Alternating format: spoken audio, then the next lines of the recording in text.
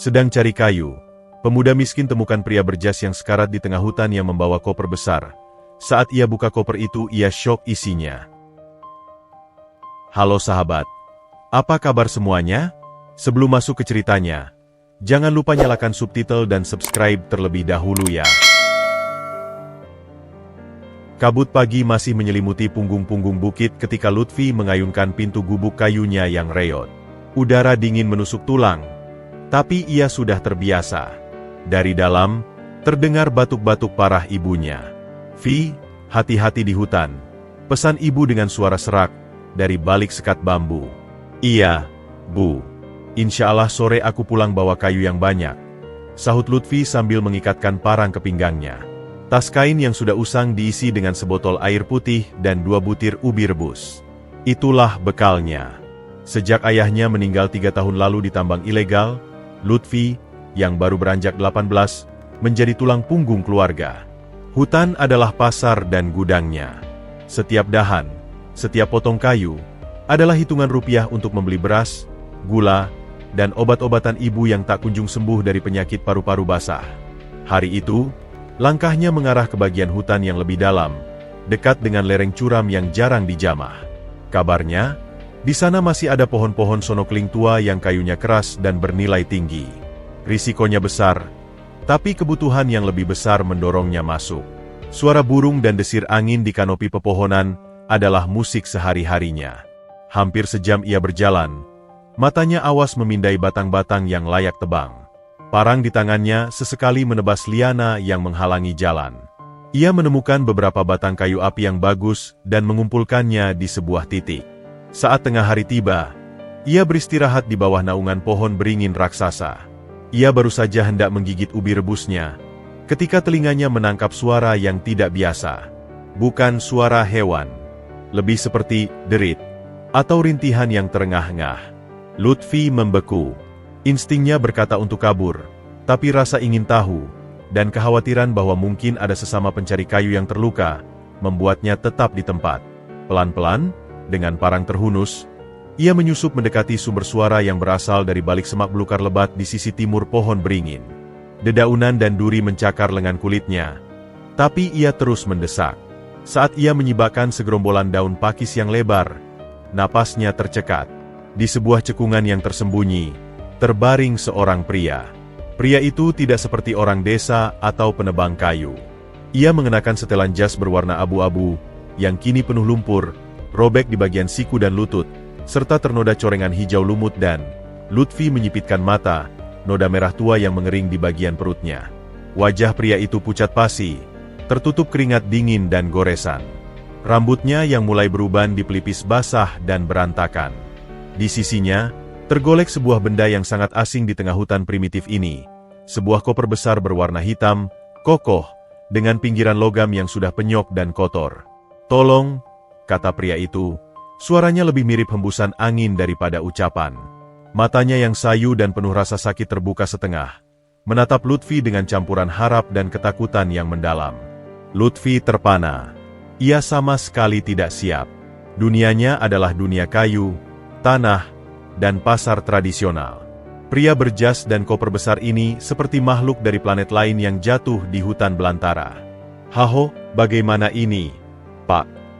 Lutfi akhirnya bersuara, mendekat dengan hati-hati. Ia berjongkok di samping pria itu, meletakkan parangnya. "Air," desis pria itu. Lutfi dengan cepat mengeluarkan botol airnya dan dengan hati-hati menyendoki sedikit air ke mulut pria yang pecah-pecah itu. Setelah meneguk beberapa kali, pria itu tampak sedikit lebih sadar. Tatapannya menjadi lebih fokus, menatap wajah lugu dan penuh ketakutan Lutfi. "Nak, dengarkan," katanya. Suaranya masih lemah tapi lebih jelas. "Mereka mengejarku. Jangan bawa aku ke rumah sakit. Mereka akan menemukanku di sana." "Mereka siapa, Pak?" tanya Lutfi, bingung. Pria itu mengabaikan pertanyaannya. Tangannya yang gemetar, dengan kuku-kuku yang patah dan kotor, meraih lengan Lutfi dengan cengkeraman yang mengejutkan kuatnya untuk orang yang sekarat. "Koper itu bawa kepada Ibu Sari di kota." Napasnya tersengal-sengal. Di saku dalam kunci, jangan percaya siapa. Kalimatnya terputus oleh batuk yang mengeluarkan sedikit darah dari sudut mulutnya. Lutfi panik. Ia tidak tahu harus berbuat apa. Ia ingin menolong. Tetapi pesan pria itu penuh misteri dan bahaya. Tapi Pak, Bapak perlu dokter. Tidak ada waktu. Pria itu menggeleng pelan. Matanya menatap langit yang tersibak melalui daun-daun. Nama saya, Galih Wicaksono. Lakukan seperti yang kukatakan. Koper itu lebih berharga dari nyawaku dan mungkin nyawamu juga. Kemudian, seperti lilin yang padam, cahaya di mata Pak Galih memudar. Cengkeramannya di lengan Lutfi melemas. Kepalanya terkulai ke samping. Lutfi dengan gemetar meraba nadinya di leher. Tidak ada lagi desahan. Dia telah pergi. Lutfi terduduk di atas daun-daun kering. Jantungnya berdebar kencang seperti genderang perang. Di hadapannya, ada mayat seorang pria berjas misterius. Di sampingnya, sebuah koper besar hitam yang penuh rahasia. Dan dirinya, seorang pemuda miskin pencari kayu, kini terjebak dalam sesuatu yang jauh lebih besar, lebih gelap, dan lebih menakutkan daripada kegelapan hutan manapun. Angin berhembus, mendesah melalui ranting-ranting beringin, seakan ikut menghela napas berat untuk pemuda yang baru saja menemukan lebih dari sekadar kayu di hari pencariannya. Lutfi terduduk membatu. Kematian adalah hal yang tak asing dalam hidupnya yang keras. Ia pernah melihat kakeknya menghembuskan napas terakhir di dipan yang sama, bahkan tubuh ayahnya yang hancur diterbangkan dari tambang. Namun, kematian pria berjas ini berbeda. Ia datang dengan muatan misteri, dengan aroma bahaya yang menguar dari koper hitam itu. Bau besi dari darah kering bercampur dengan wangi tanah basah dan lumut. Aku harus memberitahu kepala desa, gumamnya sendiri, naluri warga desa yang taat berbicara. Tapi ingatan akan mata Pak Galih yang penuh ketakutan dan pesannya yang terputus menghentikannya. Jangan bawa aku ke rumah sakit. Mereka akan menemukanku di sana. Siapa mereka? Polisi? Preman? Atau sesuatu yang lebih buruk? Dengan tangan gemetar, ia menutup mata Pak Galih yang masih terbuka separuh. Lalu, seperti didorong insting bertahan hidup, ia mulai memeriksa sekeliling. Jejak kaki. Tampaknya ada beberapa, terinjak-injak di lumpur dekat semak. Ukurannya besar, mungkin dari sepatu boot. Tapi ia bukan pelacak. Ia hanya tahu, tempat ini tidak aman. Matanya kembali ke koper. Benda itu terlihat kokoh, anti-air, dengan kode kombinasi di samping lubang kunci biasa. Ingat pesan terakhir Pak Galih. Lutfi merogoh saku dalam jas yang sudah compang-camping itu. Dingin, lembab. Jari-jarinya menemukan dompet kulit tipis, beberapa lembar uang kusut, dan sebuah kunci kecil berwarna perak yang digantung pada ring sederhana. Ia mengambil kunci itu. Lalu, dengan napas tertahan, ia mencobanya pada lubang kunci koper. Suara itu tajam di keheningan hutan, membuat Lutfi nyaris melompat. Ia membuka kedua pengaitnya dan mengangkat tutupnya. Isinya bukan seperti yang dibayangkan anak desa. Bukan televisi, radio, atau barang elektronik mewah lainnya yang kadang dibawa orang kota. Juga bukan narkotika seperti yang pernah diperingatkan Pak Kepala Desa. Yang terlihat adalah tumpukan rapi folder map berwarna-warni, buku-buku catatan tebal dengan sampul kulit, beberapa dus kecil, dan sebuah laptop model lama yang terlapisi kain. Di bagian paling atas, tergeletak sebuah amplop coklat tebal bertuliskan, "Untuk yang menemukan," dengan tulisan tangan tegak bersambung. Rasa ingin tahu mengalahkan segalanya. Ia mengambil amplop itu, merobeknya dengan hati-hati. Isinya, selembar surat yang ditulis dengan tinta biru di atas kertas berkualitas, dan beberapa lembar dokumen resmi dengan segel dan stempel. Surat itu panjang. Lutfi membacanya dengan susah payah. Lidahnya hampir tidak bisa mengikuti kalimat-kalimat yang kompleks dan penuh istilah asing. Whistleblower, dokumen klasifikasi, perambahan lahan, PT, Arga Makmur. Tapi pesan intinya sampai. Pak Galih adalah seorang peneliti yang mengumpulkan bukti kejahatan perusahaan besar. Koper ini adalah senjatanya. Dan mereka adalah orang-orang yang akan membunuh untuk mendapatkan koper ini kembali. Di bagian akhir surat, tertulis jelas. Sebagai rasa terima kasih dan untuk memastikan koper ini sampai ke tangan yang benar, aku mewariskan kepadamu, penemu yang jujur, sebidang tanah hak milik seluas 2 hektar di Jalan Kenanga nomor 15, Kelurahan Mentari, Kota. Sertifikatnya terlampir. Benda mati ini tak ada artinya dibanding nyawa, tapi semoga bisa membantumu memulai hidup yang lebih baik. Tapi ingat, tanah ini juga bisa menjadi pemburumu. Berhati-hatilah. Serahkan koper hanya kepada Ibu Sari di alamat redaksi Suara Kebenaran. Hanya dia yang bisa dipercaya. Lutfi memandang sertifikat tanah di tangannya. Kertasnya halus, bergambar Garuda di sudutnya. Namanya sebagai pemilik belum tercantum, masih atas nama Galih Wicaksono. 2 hektar. Itu lebih luas dari seluruh dusunnya. Nilainya tak terbayangkan. Jantungnya berdebar kencang. Kali ini bukan karena takut, tapi karena sebuah harapan liar. Obat untuk ibu, rumah baru, kehidupan yang layak. Tapi euforia itu langsung dipenggal oleh realitas. Suara geraman babi hutan di kejauhan menyadarkannya. Ia sendirian di hutan dengan mayat dan barang bukti yang mematikan. Mereka bisa datang kapan saja. Dengan cepat, ia merapikan isi koper, menutupnya, dan menguncinya. Ia harus menyembunyikan jenazah Pak Galih. Menguburnya secara layak adalah hal mustahil. Ia melihat ke arah tebing di sebelahnya, tempat terdapat beberapa batu besar dan celah sempit. Dengan tenaga yang didorong adrenalin, Lutfi menyeret jenazah Pak Galih yang tak ringan itu ke arah celah batu. Ia menutupi tubuh itu dengan daun-daun kering, ranting, dan beberapa bongkahan batu kecil. Ia tidak sempat berdoa panjang, hanya berbisik, "Maaf, Pak, semoga tenang di sana. Aku akan coba tunaikan pesan Bapak." Ia lalu mengambil koper. Berat, sangat berat untuk dibawa sembari memikul kayu. Ia memutuskan meninggalkan kayu-kayunya. Kini, yang ia bawa pulang adalah bom waktu. Sebelum pergi, ia kembali memeriksa sekeliling, berusaha menghapus jejaknya seadanya. Ia mengambil parang dan botol airnya. Saat hendak berbalik, sinar matahari sore menyorot sesuatu yang berkilat di dekat tempat Pak Galih terbaring sebelumnya. Sebuah pena emas, mungkin terjatuh dari saku jasnya. Lutfi memungutnya, lalu tanpa pikir panjang, ia melemparkannya jauh-jauh ke dalam jurang di dekat situ. Tidak boleh ada sisa. Perjalanan pulang terasa 10 kali lebih panjang. Setiap gemerisik daun, setiap lengkingan burung, membuatnya menengok ke belakang dengan panik. Koper hitam di pundaknya terasa seperti papan nama yang berteriak, "Ini dia orangnya." Saat matahari mulai jingga, gubuknya akhirnya terlihat. Namun, di balik pohon pisang dekat pagar, ia melihat sosok yang tak diinginkan. Pak Broto, tetangganya yang gemar membawa gosip dari rumah ke rumah, sedang duduk-duduk sambil mengisap rokok lintingannya. Matanya yang sipit langsung menatap tajam ke arah Lutfi dan ke benda besar di pundaknya. "Wah, dapat barang bagus nih, Lut?" sapa Pak Broto, dengan senyum yang tidak sampai ke matanya. "Kayu kok dimasukin koper?" "Hehe." Lutfi membeku. Darahnya serasa beku. Amanat terakhir Pak Galih bergema di kepalanya. Jangan percaya siapa.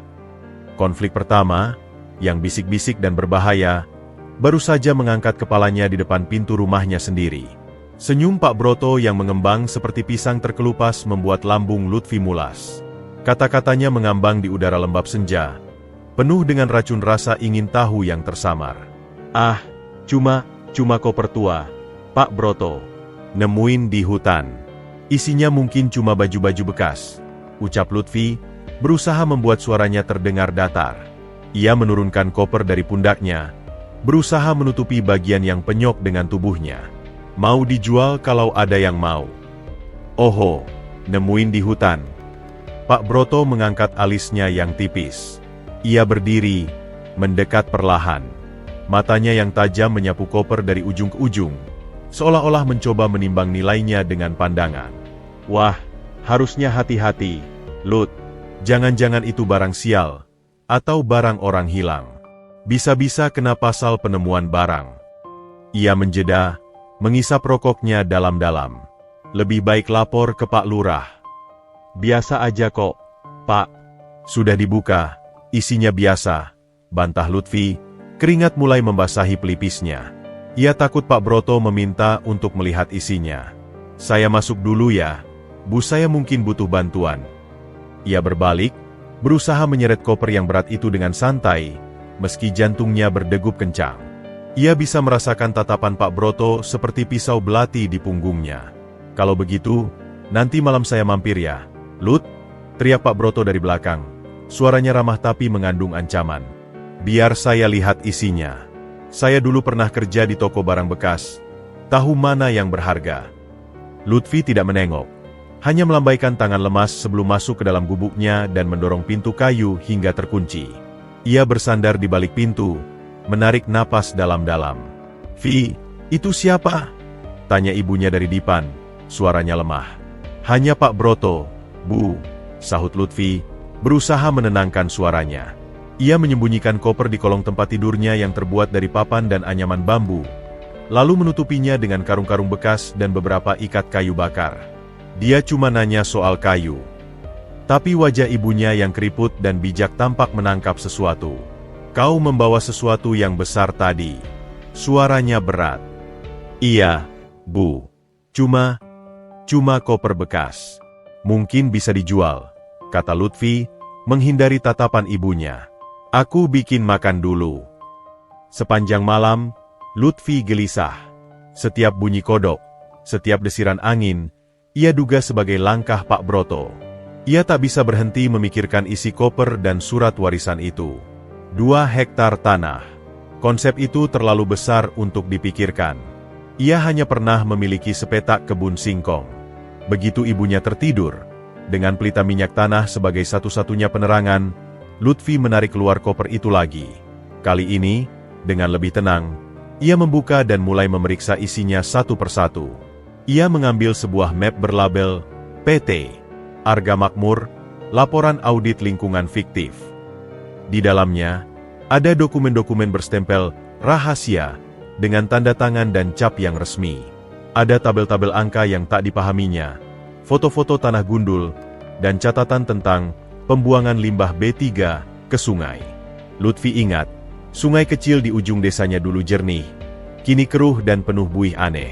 Ia ganti ke buku catatan kulit coklat. Halaman-halamannya penuh tulisan tangan Pak Galih yang rapi, berisi kronologi pertemuannya dengan Saksi X, Saksi Y, termasuk nama-nama pejabat desa dan daerah yang diduga menerima suap. Jantung Lutfi berdebar kencang saat ia membaca satu paragraf. Menggunakan tenaga kerja tidak sah, termasuk dari desa tepian hutan, dengan upah di bawah standar dan tanpa perlindungan. Beberapa kecelakaan kerja, seperti yang menimpa seorang pria bernama Sardi, almarhum, tidak dilaporkan. Sardi, itu nama ayahnya. Napas Lutfi tersangkut. Matanya menatap nama itu, tercetak jelas di tengah halaman yang penuh data mengerikan. Ayahnya bukan hanya korban kecelakaan tambang biasa. Ia adalah korban dari sistem yang sengaja dibungkus rapi oleh perusahaan besar ini. Tangannya menggenggam halaman buku itu sampai kertasnya mengerut. Dari buku catatan itu, ia juga menemukan sebuah kartu nama yang terselip. Sari Hartono, pemimpin redaksi. Suara Kebenaran. Di belakangnya, ada tulisan pena biru, satu-satunya yang masih bersih. Lutfi memandang kartu nama itu, lalu ke arah ibunya yang sedang tertidur tidak nyenyak. Batuk-batuk kecil sesekali mengganggu tidurnya. Dendam yang ia rasakan setelah kematian ayahnya, yang lama terpendam oleh kesibukan bertahan hidup, kini menyala kembali dengan dahsyat. Koper ini bukan hanya warisan atau beban. Ini adalah senjata. Dan Pak Galih, orang asing yang sekarat itu, telah memberinya senjata itu. Dengan tekad baru yang pahit, Lutfi mulai merencanakan. Ia harus pergi ke kota, menemui Ibu Sari. Tapi ia tak bisa meninggalkan ibunya sendirian. Apalagi dengan Pak Broto yang mencurigakan. Uang juga masalah. Ia hampir tidak punya ongkos untuk ke kota. Ia memeriksa lagi isi koper. Di antara tumpukan dokumen, di bagian bawah, ia menemukan sebuah kantong plastik kecil yang diplester. Saat dibuka, isinya membuat matanya membelalak. Beberapa lembar uang Rp50.000 yang masih baru, total mungkin sekitar Rp1.000.000. Dan sebuah kunci kecil lain dengan nomor seri, mungkin kunci safe deposit box atau sesuatu.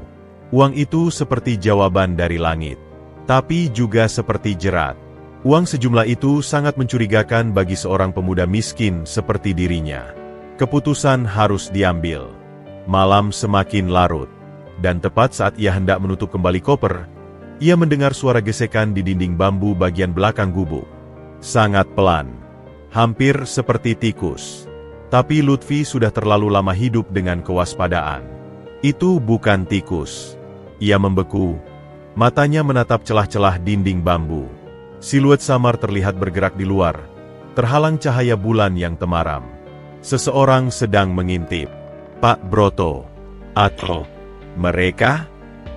Lutfi dengan cepat mematikan pelita minyak, menjerumuskan gubuknya dalam gelap total. Ia meraih parangnya dan merangkak mendekati dinding. Hati berdebar sampai ke tenggorokan. Konflik bukan lagi sekadar bisikan. Ia kini ada di dalam rumahnya, bernapas di kegelapan, mengintip dari balik dinding bambu yang rapuh. Dan Lutfi tahu, malam ini mungkin adalah malam terakhir yang tenang dalam hidupnya. Gelap gulita menyergap gubuk itu. Hanya diselingi desis napas Lutfi sendiri yang terdengar keras di telinganya. Siluet di balik dinding bambu itu tak bergerak lagi, seolah menyatu dengan malam. Lutfi menggenggam erat gagang parang. Telapak tangannya basah oleh keringat dingin. 1 menit. 2 menit. Tak ada suara. Kemudian, dari arah depan, terdengar ketukan pelan di pintu. Lut? Masih bangun. Suara Pak Broto. Lutfi menarik napas dalam-dalam. Ia menyembunyikan parang di balik pinggangnya dan berjalan pelan ke pintu, menyalakan lampu minyak kecil yang ditaruhnya di atas tungku. Cahaya kuning yang redup menerangi ruangan. Iya, Pak. Sebentar, katanya sambil membuka kunci pintu. Pak Broto berdiri di sana. Senyumannya masih sama, tapi matanya menyapu seluruh isi ruangan dengan cepat, seperti elang mengincar mangsa. Ia membawa sebuah bungkusan daun pisang. Ini, buat ibumu. Istriku bikin lemet singkong. Ujarnya, menyerahkan bungkusan itu. Tapi perhatiannya jelas bukan pada makanan. Kok gelap? Tadi lihat lampunya nyala. Lagi mau tidur. Pak, makasih banyak lemetnya. Ucap Lutfi berusaha menghalangi pandangan Pak Broto yang mencoba mengintip ke dalam. Kopernya udah dibuka belum? Tadi lupa bilang, kalau mau, besok bisa saya bawa ke kota. Saya kenal tukang rongsok yang mau beli barang-barang aneh, harganya lumayan. Kata Pak Broto, langkahnya maju sedikit, memaksa Lutfi mundur. Belum sempat, Pak. Kuncinya juga rusak kayaknya. Lutfi berbohong dengan cepat. Mungkin besok atau lusa saya coba paksa. Ah, sayang. Coba saya lihat. Siapa tahu bisa dibuka. Pak Broto sudah masuk sepenuhnya ke dalam gubuk. Matanya yang sipit itu berputar. Mendarat di tumpukan karung di kolong tempat tidur Lutfi. Disimpan di mana? Di belakang. Diselipin. Tapi repot keluarinya sekarang. Bu saya lagi tidur. Tolak Lutfi, berusaha menghalangi tubuhnya di depan Pak Broto. Ah, iya ya. Baiklah. Pak Broto mengangguk. Tapi tatapannya masih tertancap di karung itu. Kalau gitu, saya pulang dulu. Besok saya bantu bawa ke bengkel kunci di pasar. Setelah Pak Broto pergi, Lutfi berdiri lama di depan pintu yang tertutup. Perasaan tidak enak menggelayuti dadanya. Pak Broto terlalu bernafsu. Ini bukan sekadar rasa ingin tahu tetangga biasa. Ia kembali ke kolong tempat tidur, memastikan koper masih tersembunyi dengan baik. Saat merapikan karung, jarinya menyentuh sesuatu yang basah dan lengket di lantai tanah dekat dinding bambu. Ia angkat lampu minyak. Ada jejak lumpur. Jejak kaki yang tidak berasal dari sepatunya atau sandal ibunya. Ukurannya besar. Dan lumpurnya masih basah. Berarti baru saja. Seseorang telah berdiri di sini. Mungkin saat ia mematikan lampu tadi. Mendengarkan. Mengintip langsung ke tempat persembunyian kopernya. Keringat dingin membasahi punggung Lutfi. Ia tidak bisa tinggal di sini. Koper itu harus dipindahkan. Tapi kemana? Pikirannya berputar. Ia ingat sebuah gubuk tua di tengah kebun kakeknya yang sudah meninggal. Sekitar setengah jam jalan ke arah bukit. Tempat itu jauh dari pemukiman, di tengah rumpun bambu yang lebat. Mungkin bisa dijadikan tempat persembunyian sementara. Dengan hati-hati, ia membangunkan ibunya perlahan. Bu, Kita harus pindah sebentar ke gubuk kakek, bisiknya. Ibu membuka mata, bingung. Kenapa, Vi? Sudah malam begini. Ada ular besar masuk, Bu. Takut nanti mengganggu. Besok pagi baru kita balik. Ia berbohong lagi. Rasanya perih. Membohongi satu-satunya orang yang ia percaya. Tapi ketakutan akan keselamatan ibunya lebih besar. Dengan tenaga seadanya, ia membantu ibunya berdiri. Ia mengambil selimut tipis, sedikit beras, dan perlengkapan sederhana. Koper hitam yang berat itu ia bungkus dengan karung goni dan selembar terpal plastik bekas. Ia mengangkatnya dengan susah payah. Mereka keluar dari gubuk dengan diam-diam, menyusuri jalan setapak di samping kebun-kebun warga yang gelap. Langit berbintang, tapi tak memberi ketenangan. Setiap bayangan yang bergerak membuat Lutfi terjengah. Ia mendukung ibunya di satu sisi dan menyeret koper di sisi lain. Sampai di gubuk tua, kondisi jauh lebih buruk dari yang ia ingat. Atapnya bocor, dindingnya banyak yang bolong, dan aroma apek serta tanah lembab memenuhi udara. Tapi setidaknya tersembunyi. Setelah membereskan tempat secukupnya untuk ibunya berbaring, Lutfi menyembunyikan koper di lubang di bawah lantai panggung gubuk yang sudah lapuk, tempat dulu kakeknya menyimpan umbi-umbian.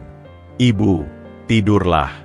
Besok saya cari obat, katanya, menepuk punggung ibunya yang ringkih. Vi, panggil ibunya lembut di kegelapan. Kau membawa sesuatu yang berbahaya, ya? Seperti ayahmu dulu membawa surat-surat itu. Lutfi tercekat. Surat-surat apa, Bu? Ibunya batuk kecil. Dulu, sebelum ayahmu ketambang, ada seorang bapak dari kota datang, ngobrol panjang. Ayahmu dapat beberapa lembar kertas. Dia bilang, itu buat jaminan keselamatan. Tapi setelah itu, dia malah dapat kerja di tempat yang lebih berbahaya, dan tak pernah pulang. Lutfi menggigit bibirnya. Jadi, ayahnya juga pernah terlibat, mungkin sebagai saksi atau kuriman pesan. Dan itu berakhir dengan kematian. Kini, sejarah berulang. Tapi kali ini, ia tidak hanya membawa beberapa lembar kertas. Ia membawa seluruh peti bukti. Ibu, kita akan dapat keadilan untuk ayah, gumam Lutfi, tekadnya mengeras seperti baja. Tapi ibu harus janji, tidak bilang siapa-siapa tentang koper atau kita pindah ke sini. Bahkan ke Pak Broto. Ibunya mengangguk pelan. Matanya dalam kegelapan berbinar berkilau oleh air mata dan cahaya bintang yang masuk dari celah atap. Hati-hatilah, anakku. Hutan ini tidak hanya milik kita. Banyak mata yang melihat. Keesokan paginya, saat Lutfi hendak pergi mencari kayu untuk kamuflase, ia melihat dari balik rumpun bambu bahwa ada aktivitas tidak biasa di depan gubuk mereka yang lama. Sebuah mobil pikap hitam kotor berhenti di depan. Dua pria berbadan besar, berkemeja tapi dengan penampilan yang kasar, sedang berbicara dengan Pak Broto yang terlihat sumringah. Salah satu pria itu memberikan selembar uang kepada Pak Broto. Lalu, mereka masuk ke dalam gubuk Lutfi. Mereka mencari koper. Dan Pak Broto, tetangga yang dulu sering ayahnya bantu mengangkat beras, telah menjual mereka. Lutfi mundur perlahan. Darahnya mendidih. Konflik itu tidak lagi samar. Ia telah resmi menjadi buruan. Dan ia harus bergerak.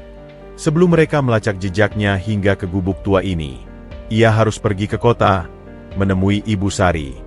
Tapi bagaimana dengan ibunya yang sakit? Ia tidak mungkin diajak. Perjalanan akan terlalu berat. Dilema itu mengoyak-ngoyak hatinya. Tinggal, berarti menunggu untuk ditemukan. Pergi, berarti meninggalkan ibunya dalam bahaya. Di tengah kebingungannya, jari-jarinya meraba sertifikat tanah dan kartu nama Ibu Sari di sakunya. Mungkin, hanya mungkin, ada jawaban di kota. Dan ia harus mengambil risiko untuk menyelamatkan mereka berdua. Matahari belum tinggi, tapi hawa panas sudah mulai menyesakkan nafas. Lutfi menyelinap di balik rumpun bambu, memastikan wajahnya tersembunyi. Dari kejauhan, ia melihat dua orang pria berbadan tegap, yang jelas bukan warga desa, keluar dari gubuk lamanya dengan tangan kosong. Wajah mereka masam.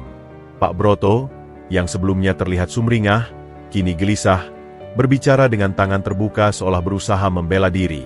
Saya lihat sendiri. Koper besar hitam. Pasti disembunyikan, teriak Pak Broto, suaranya samar-samar terdengar. Salah satu pria itu mendorong Pak Broto hingga hampir terjengkang. Kau bilang barangnya ada. Sekarang kosong. Kau main-main dengan kami. Ancaman itu jelas, bahkan dari jarak jauh. Lutfi tak bisa tinggal lebih lama. Ia harus merencanakan langkahnya, dan cepat. Ibunya tidak bisa ditinggalkan di gubuk tua sendirian. Pikirannya berputar ke neneknya dari pihak ibu, yang tinggal di desa sebelah, seberang sungai. Tapi itu berarti harus melewati jalan terbuka dan berisiko terlihat. Dengan hati berdebar, ia kembali ke gubuk tua.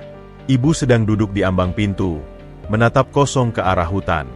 Ibu, kita harus pindah lagi, ke rumah nenek di seberang, kata Lutfi, berjongkok di hadapannya.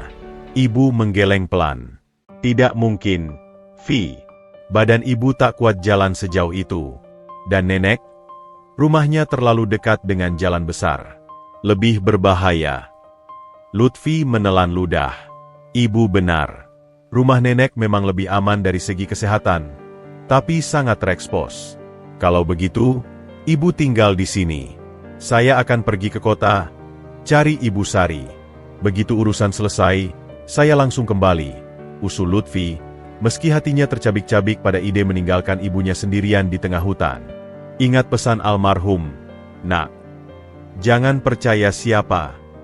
Termasuk mungkin wanita itu, bisik ibu, menggenggam tangan Lutfi. Tapi matanya yang keriput itu memancarkan sebuah penerimaan yang berat. Tapi ibu tahu, kau harus pergi. Seperti ayahmu dulu. Lakukan apa yang harus kau lakukan. Ibu akan baik-baik saja di sini. Ada persediaan ubi dan air. Air mata akhirnya menetes juga dari sudut mata Lutfi. Ia memeluk ibunya dengan erat. Saya akan sembunyikan semua makanan dan obat dekat sini. Saya akan kembali secepat mungkin. Jangan nyalakan api siang hari. Jangan keluar jika dengar suara orang. Ia kemudian bekerja cepat. Ia mengubur koper lebih dalam di bawah lantai gubuk, menutupinya dengan batu dan tanah. Hanya membawa dokumen-dokumen paling penting. Sertifikat tanah, kartu nama Ibu Sari, satu buku catatan kecil Pak Galih yang inti, dan beberapa lembar uang dari kantong plastik. Laptop dan dokumen fisik lainnya tetap tersembunyi. Sebelum pergi, ia mengambil parangnya, lalu pergi ke sebuah pohon mangga tua di pinggir kebun. Di antara akar-akarnya yang menjulur, ia menggalinya dan mengeluarkan sebuah bungkusan plastik berlapis-lapis. Isinya, sebuah pisau berdarah karat yang dulu merupakan pisau ayahnya. Ia membersihkannya seadanya dan menyelipkannya di balik ikat pinggang, di bawah baju. Dengan satu pelukan terakhir dan janji dalam hati, Lutfi melangkah meninggalkan gubuk tua, menyusuri jalur tikus di dalam hutan yang jarang dilalui, menghindari jalur utama menuju desa. Perjalanan ke kota memakan waktu sehari penuh dengan jalan kaki dan numpang ojek tradisional sekali-sekala. Setiap kali ada mobil pick-up atau motor yang melintas perlahan, jantungnya berdegup kencang. Ia merasa setiap orang asing adalah mata-mata PT Arga Makmur. Kota, ketika ia akhirnya mencapainya saat senja, adalah dunia lain. Keramaian, kebisingan, dan lampu-lampu neon menyilaukan mata desanya. Dengan alamat di kartu nama, ia bertanya pada tukang becak dan penjaga warung, hingga akhirnya sampai di sebuah bangunan tua bertingkat 3 di lorong sempit. Papan nama, suara kebenaran, sudah kusam dan sebagian hurufnya copot. Lutfi menarik napas dalam dan menaiki tangga semen yang gelap. Di lantai 2, ada pintu kaca bertuliskan, redaksi. Ia mengetuk. Seorang wanita paruh-baya dengan kacamata tebal dan rambut disanggul rapi membuka pintu. Wajahnya tampak lelah, dengan lingkaran hitam di bawah mata, tapi tatapannya tajam dan waspada. Iya, bisa dibantu. Saya mencari Ibu Sari Hartono, ucap Lutfi, suaranya serak karena kehausan dan ketegangan. Saya Sari, ada perlu apa? Wanita itu menyilangkan tangannya. Lutfi melihat sekeliling. Ruangan itu sederhana, penuh dengan tumpukan koran dan berkas. Hanya ada seorang lelaki muda di belakang komputer di sudut. Saya membawa sesuatu dari Pak Galih Wicaksono. Wajah Ibu Sari berubah seketika. Warna wajahnya yang pucat menjadi lebih pucat lagi. Ia menarik napas pendek. Masuk. Cepat. Ia menarik lengan Lutfi ke dalam dan segera mengunci pintu. Bapak di sana tunggu sebentar, katanya pada lelaki muda di sudut, yang kemudian berdiri dan keluar dengan tatapan penuh tanya. Setelah ruangan sepi, Ibu Sari memandangi Lutfi dari ujung kepala sampai kaki. Kau yang menemukan Galih? Di mana dia? Dia sudah meninggal, Bu. Di hutan dekat desa saya, jawab Lutfi pelan. Ibu Sari memejamkan mata, bibirnya bergetar. Ia menahan sebentuk emosi yang kuat. Saya sudah khawatir. Dia menghilang 2 minggu lalu. Ia membuka mata, kini penuh dengan ketajaman investigatif. Dia meninggalkan sesuatu? Sebuah koper. Lutfi mengangguk. Dari dalam tas kainnya, ia mengeluarkan buku catatan kecil dan kartu nama itu. Yang ini, koper besarnya saya sembunyikan. Isinya banyak dokumen. Ibu Sari mengambil buku catatan itu, membalik-balik halamannya dengan tangan gemetar. Ini dia. Ini yang kami tunggu-tunggu. Bukti final. Ia menatap Lutfi. Di mana koper itu sekarang? Masih di desa, Bu. Tersembunyi. Tapi, orang-orang dari PT Arga Makmur sudah mencari. Mereka sudah sampai di rumah saya. Dan tetangga saya, mungkin sudah memberitahu mereka tentang saya. Wajah Ibu Sari menjadi serius. Maka kau dalam bahaya besar, Nak. Mereka tidak akan berhenti. Mereka sudah membunuh Galih. Aku yakin itu bukan kecelakaan. Dan mereka akan membunuh siapa saja yang menghalangi. Ia berjalan ke jendela, mengintip ke lorong gelap di bawah. Kau tidak bisa kembali ke desa. Mereka pasti sudah menunggu. Tapi ibu saya masih di sana. Saya tinggalkan sendirian. Protes Lutfi, panik. Kita akan atusi itu. Tapi pertama, kita harus amankan bukti-bukti itu. Ibu Sari mengambil telepon tuanya, berpikir sejenak. Kau ada tempat menginap di kota? Lutfi menggeleng. Baik. Kau akan tinggal di sini, di gudang arsip belakang. Hanya untuk malam ini. Besok, kita akan cari cara untuk mengambil koper itu dan menyelamatkan ibumu. Ia memandang Lutfi dengan tatapan yang dalam. Galih mempercayaimu. Itu artinya kau orang yang berintegritas. Sekarang, kita harus menyelesaikan apa yang dia mulai. Namun, tepat saat Ibu Sari selesai bicara, lampu di ruangan itu tiba-tiba padam. Hanya cahaya neon dari bangunan seberang yang menyorot samar-samar. Dari bawah, terdengar suara pintu besi digedor keras, dan teriakan kasar. Buka! Polisi! Tapi Ibu Sari menggeleng cepat. Bukan polisi, bisiknya dengan nada genting. Mereka sudah menemukan kita. Ia menarik Lutfi ke arah pintu belakang yang tersembunyi di balik rak buku. Pergi. Turun lewat tangga darurat. Lari ke pasar malam di ujung jalan, ramai di sana. Jangan kembali ke sini. Aku akan menghubungimu. Tapi ibu, cepat. Kalau mereka mendapatkanku, mereka akan menyiksaku untuk tahu di mana kau dan koper itu. Jangan buat pengorbanan Galih sia-sia. Dengan dorongan terakhir dari Ibu Sari, Lutfi terlempar ke tangga logam yang gelap dan berderit. Ia terdengar suara pintu depan dihancurkan di lantai atas. Teriakan.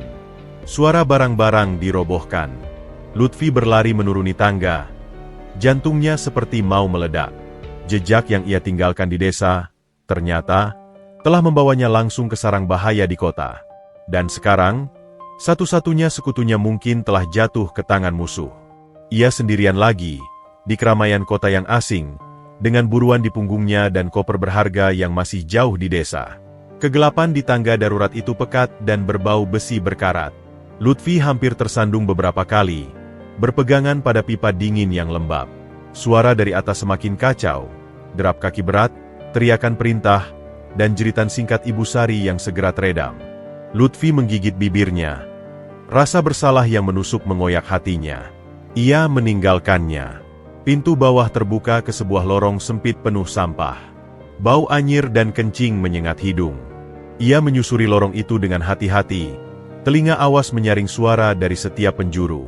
Suara pasar malam di kejauhan terdengar seperti gumam samar, keriuhan yang dijanjikan Ibu Sari sebagai tempat pelarian.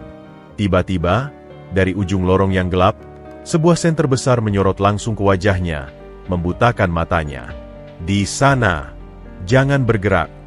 Suara kasar menggema di tembok sempit. Lutfi berbalik dan lari sekuat tenaga ke arah berlawanan.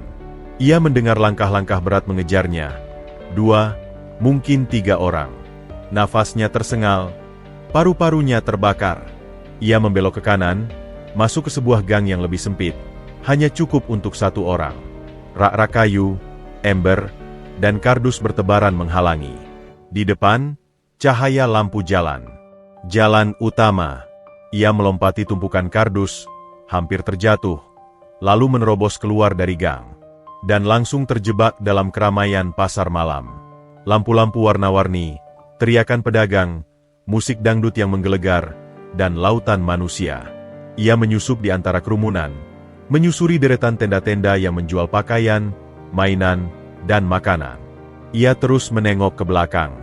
2 pria berbadan besar, mengenakan kemeja gelap yang kini terlihat kusut, berdiri di tepi keramaian, matanya menyapu kerumunan dengan frustrasi. Salah satunya berbicara di walkie-talkie. Mereka tak berani bertindak kasar di tengah keramaian ini. Itu memberinya waktu. Lutfi terus berjalan, mencoba menenangkan nafasnya. Ia harus keluar dari sini, mencari tempat untuk bersembunyi, memikirkan langkah selanjutnya. Ingatannya kembali ke peta kota yang pernah ia lihat di bengkel temannya dulu. Stasiun kereta. Itu tempat yang ramai dan mudah untuk menghilang. Dengan kepala tertunduk, ia berbaur dengan orang-orang yang menuju ke arah stasiun. Sepanjang jalan, ia merasa setiap tatapan adalah ancaman.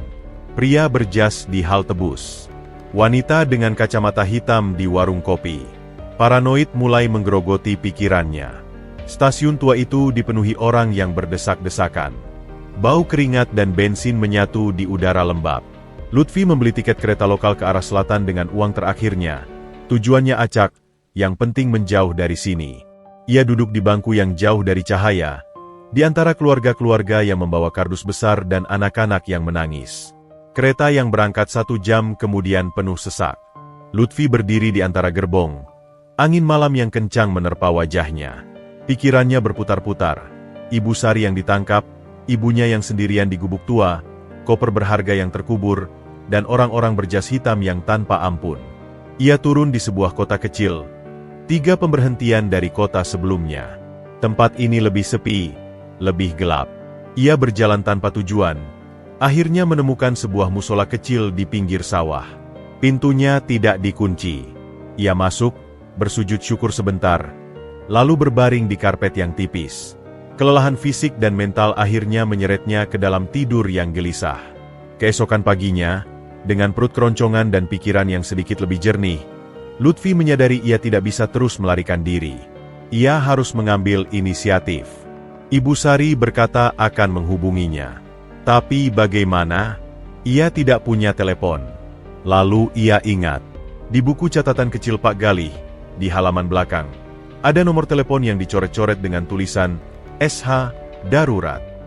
Itu pasti nomor Ibu Sari yang lain. Dengan sisa uang receh, ia menemukan sebuah wartel kios di pinggir pasar. Tangannya gemetar saat memutar nomor itu. Bunyi tring-tring terasa sangat lama. "Halo?" Suara perempuan, tegang. "Ibu Sari? Ini Lutfi," bisiknya. "Lutfi, syukurlah kau aman." Suara Ibu Sari berbisik cepat, terdengar sengau dan letih. "Dengarkan, aku tidak punya waktu lama. Mereka menahanku sebentar, tapi tidak punya bukti untuk menahanku lebih lama. Tapi mereka menyadap teleponku dan mungkin melacak panggilan ini. Bagaimana saya bisa membantu, Bu? Kau tidak bisa kembali ke desa. Mereka sudah menunggu. Tapi kita harus mendapatkan koper itu. Aku punya kontak, seseorang yang bisa dipercaya. Dia dulu karyawan PT Arga Makmur yang dipecat. Namanya Joko. Dia tinggal di desamu, di Dusun Cemara, dekat pabrik penggergajian tua. Cari dia. Katakan, Galih mengirimku. Dia akan membantu." Dusun Cemara. Saya tahu tempat itu. Tapi ibu saya. Joko juga akan membantumu dengan ibumu. Sekarang, catat nomor sekali pakai ini. Hanya untuk darurat. Jangan menelepon lagi ke nomor ini. Mereka sudah tahu. Ibu Sari memberikan sebuah nomor panjang, lalu menutup telepon dengan cepat.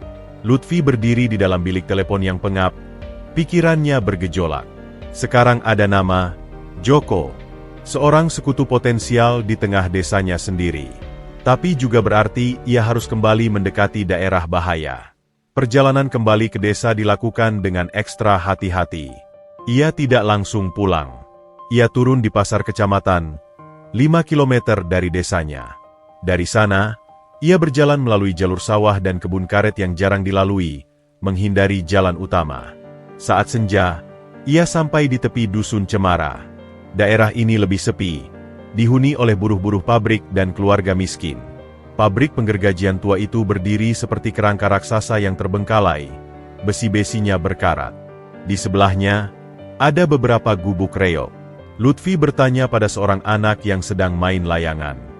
Joko, yang dulu kerja di pabrik besar? Di sana, anak itu menunjuk ke gubuk paling ujung, di balik pohon nangka besar. Joko ternyata adalah pria kurus dengan wajah tirus dan mata yang selalu menyipit waspada. Ia sedang memperbaiki jaring ikan di terasnya. Saat Lutfi mendekat dan mengucapkan kata kuncinya, "Galih mengirimku," mata Joko langsung menyala dengan kilatan pengertian dan kekhawatiran. "Masuk. Cepat," desisnya. Di dalam gubuk yang sederhana namun rapi, Joko mendengarkan cerita Lutfi dengan saksama. Wajahnya semakin suram. "Galih, saya kenal baik. Dia orang berani. Dan PT Arga Makmur adalah setan berjubah," gumam Joko setelah Lutfi selesai. "Mereka punya mata di mana-mana di sini. Bahkan kepala dusun mereka bayar. Kau sudah kembali. Itu sangat berbahaya. Ibu saya di gubuk tua dekat kebun kakek. Saya harus membawanya ke tempat yang aman, dan kita harus mengambil koper itu," pinta Lutfi. Joko mengangguk, merencanakan dengan cepat. Malam ini juga.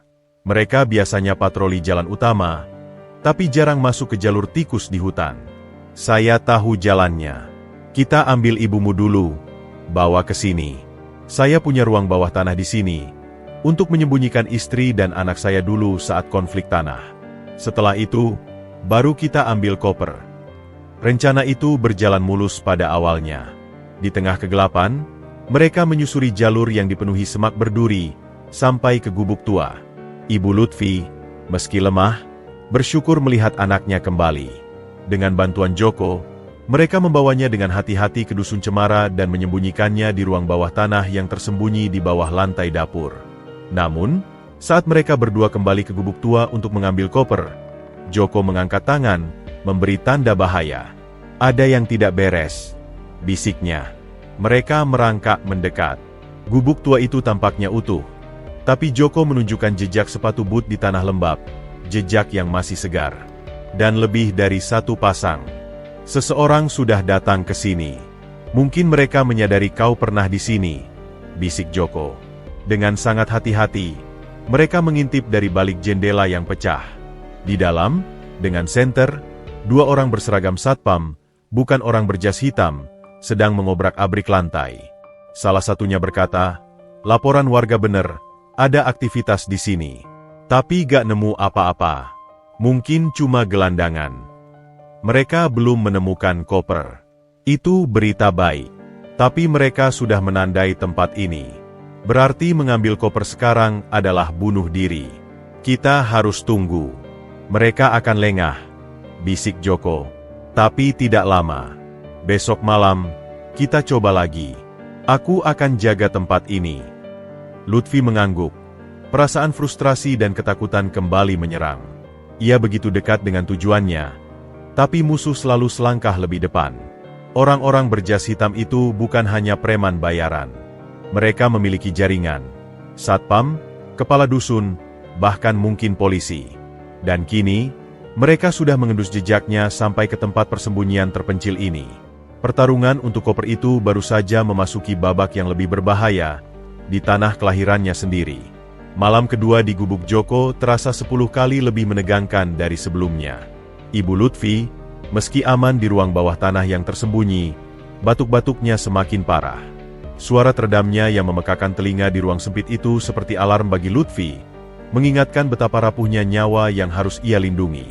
Kita tidak bisa menunggu terlalu lama. Jo, ibu saya butuh dokter, bisik Lutfi di ruang utama yang hanya diterangi lampu minyak temaram. Joko mengangguk, matanya tetap tertuju ke jendela kecil yang menghadap ke arah hutan. Satpam-satpam tadi sudah pergi. Tapi aku lihat tadi ada motor butut parkir di ujung jalan sawah. Aku kenal motornya. Itu milik orang suruhan Mandor Togar, kaki tangan Arga Makmur di sini. Artinya mereka masih berjaga. Artinya mereka menunggu kita kembali. Koreksi Joko, suaranya datar. Mereka tahu barang berharga itu masih ada di sana. Dan mereka pikir siapapun yang menyembunyikannya pasti akan kembali. Lutfi menghela napas berat. Mereka terjebak dalam permainan kucing dan tikus, dengan waktu yang terus menipis. Apa rencanamu? Joko memalingkan wajahnya. Di cahaya lampu minyak, garis-garis keras di wajahnya terlihat lebih dalam. Kita harus mengalihkan perhatian mereka. Besok pagi, aku akan membuat keributan di pos satpam dekat pabrik. Aku akan pura-pura mabuk dan mengaku melihat harta karun di tempat lain, di seberang bukit. Itu akan menarik perhatian mereka. Sementara itu, kau harus masuk ke gubuk tua, ambil koper, dan bawa ke sini. Kita punya waktu mungkin 1 jam sebelum mereka menyadari ditipu. Risikonya besar. Joko bisa ditangkap atau lebih buruk. Tapi Lutfi tidak melihat pilihan lain. Baik. Tapi kita butuh transportasi untuk membawa koper. Itu berat. Ada gerobak sorong tua di belakang rumah. Bisa untuk medan sawah dan jalan setapak, jawab Joko. Sekarang, cobalah tidur. Besok pagi kita eksekusi. Namun, tidur adalah kemewahan yang tidak bisa mereka dapatkan. Tak lama setelah tengah malam, saat desa sudah terlelap dalam sunyi, Lutfi mendengar suara yang membuat darahnya membeku. Derap kaki pelan di tanah luar, lebih dari 1 orang, mendekati gubuk Joko. Jo, desisnya tajam. Joko sudah bangkit, parang pendek di tangannya. Ia memberi isyarat pada Lutfi untuk masuk ke ruang bawah tanah bersama ibunya. Jaga ibumu. Jangan keluar apapun yang terjadi. Tapi sudah terlambat. Sebuah senter besar menyorot langsung ke wajah Joko melalui celah jendela, diikuti oleh suara gedoran keras di pintu kayu yang tidak terlalu kokoh. Buka! Pos keamanan! Teriak suara kasar dari luar. Tapi logatnya bukan logat lokal. Terlalu terpoles. Joko menoleh ke Lutfi. Matanya melebar. Bukan satpam biasa. Itu mereka. Orang-orang berjas. Mereka menemukan kita. Ia mendorong Lutfi ke arah pintu jebakan di lantai dapur. Cepat! Bawa ibumu, lari lewat jalur belakang menuju sungai. Ada perahu karet tersembunyi di bawah pohon beringin besar. Jangan lihat belakang. Lutfi ingin melawan, ingin bertahan. Tapi ingatan akan ibunya yang sakit membuatnya tak punya pilihan lain. Dengan jantung berdebar kencang, ia membuka pintu jebakan dan turun ke ruang bawah tanah. Ibunya sudah terbangun, wajahnya pucat ketakutan. Vi, apa yang terjadi? Kita harus pergi, Bu. Sekarang. Lutfi membantu ibunya berdiri, lalu mendukungnya naik melalui pintu jebakan lain yang tersembunyi di balik rak bumbu dapur, yang langsung menuju ke kebun belakang. Saat mereka merangkak keluar ke udara malam yang dingin, suara di depan rumah sudah berubah menjadi kekerasan. Mereka mendengar suara pintu dihancurkan, teriakan Joko yang marah, dan kemudian suara pukulan yang tumpul disusul erangan kesakitan. Lutfi menggigit bibirnya sampai berdarah. Ia harus terus berlari. Dengan susah payah ia membopong ibunya yang ringkih, menyusuri jalur sempit di antara semak belukar di belakang rumah-rumah warga. Suara kejar-kejaran semakin jauh. Tapi ia tahu mereka tidak aman. Orang-orang itu pasti punya kendaraan dan bisa memblokir jalan keluar dari desa. Sesuai petunjuk Joko, mereka sampai di tepi sungai kecil yang airnya hitam kelam. Di bawah bayangan pohon beringin raksasa yang menjulur ke air, ia menemukan sebuah perahu karet kecil yang ditambatkan dengan tali. Dengan susah payah, ia menurunkan ibunya ke dalam perahu yang goyah, lalu mendorongnya ke tengah arus sungai yang tenang. "Kemana kita, Vi?" tanya ibunya. Suaranya lemah. "Kita ikuti sungai ini, Bu. Ini akan membawa kita ke desa sebelah, jauh dari mereka," jawab Lutfi, mendayung sekuat tenaga. Pikirannya tertuju pada Joko. Apakah dia selamat? Dan yang lebih penting, orang-orang itu sekarang tahu persis siapa mereka dan kemana mereka mungkin pergi. Setelah sekitar setengah jam menyusuri sungai yang berkelok, Lutfi memutuskan menepi di sebuah bagian yang rimbun dan tersembunyi. Ia membantu ibunya naik ke tepi dan menyembunyikan perahu di balik alang-alang. Mereka harus melanjutkan dengan berjalan kaki. "Kita tidak bisa terus seperti ini, Vi," bisik ibunya di tengah kegelapan hutan kecil tepi sungai. "Kau harus serahkan saja barang itu. Nyawa kita lebih berharga." "Tidak bisa, Bu," jawab Lutfi dengan getir. "Ini bukan lagi tentang barang. Mereka sudah melukai Joko. Mereka membunuh Pak Galih. Mereka yang menyebabkan ayah meninggal. Jika kita menyerah sekarang, semua itu akan tertutup selamanya. Dan mereka akan terus melakukan hal yang sama pada orang lain." Ibunya diam, hanya menggenggam tangan anaknya dengan erat. Mereka berjalan pelan, menghindari jalan setapak, hingga akhirnya melihat cahaya lampu dari sebuah gubuk nelayan terpencil di tepi danau kecil. Pemiliknya, seorang kakek tua yang hidup sendiri, dengan enggan mengizinkan mereka bermalam setelah mendengar cerita singkat Lutfi tentang dikejar preman. Di gubuk nelayan itu, dengan ibunya akhirnya tertidur karena kelelahan, Lutfi duduk termenung di depan perapian kecil. Rasa bersalah karena meninggalkan Joko menyiksanya. Koper masih tertimbun di gubuk tua, semakin sulit diakses. Dan musuh semakin dekat. Kemudian, sesuatu berkilat di sakunya. Ia mengeluarkannya. Itu adalah flash disk kecil yang diberikan Ibu Sari, yang ia selipkan di balik ikat pinggang saat di kota dan hampir lupa. Flash disk ini, kata Ibu Sari, berisi salinan digital dokumen-dokumen paling penting dari koper Pak Galih. Satu-satunya bukti yang masih ia pegang. Lutfi menatap benda kecil itu. Mungkin ini kuncinya. Jika ia tidak bisa membawa koper fisik, mungkin ia bisa menggunakan isi flash disk ini sebagai senjata. Tapi bagaimana? Ia butuh komputer, butuh akses internet, butuh seseorang yang tahu cara menyebarkannya. Ia teringat satu-satunya orang yang ia kenal yang mungkin bisa membantu di dunia digital. Dayat, sepupu jauhnya yang dulu sempat kuliah di kota dan dikenal jago komputer, meski sekarang hanya jadi tukang servis HP di pasar kecamatan. Dayat tinggal di kota kecamatan. Masih dalam wilayah yang sama tapi cukup jauh untuk relatif aman. Itulah keputusannya.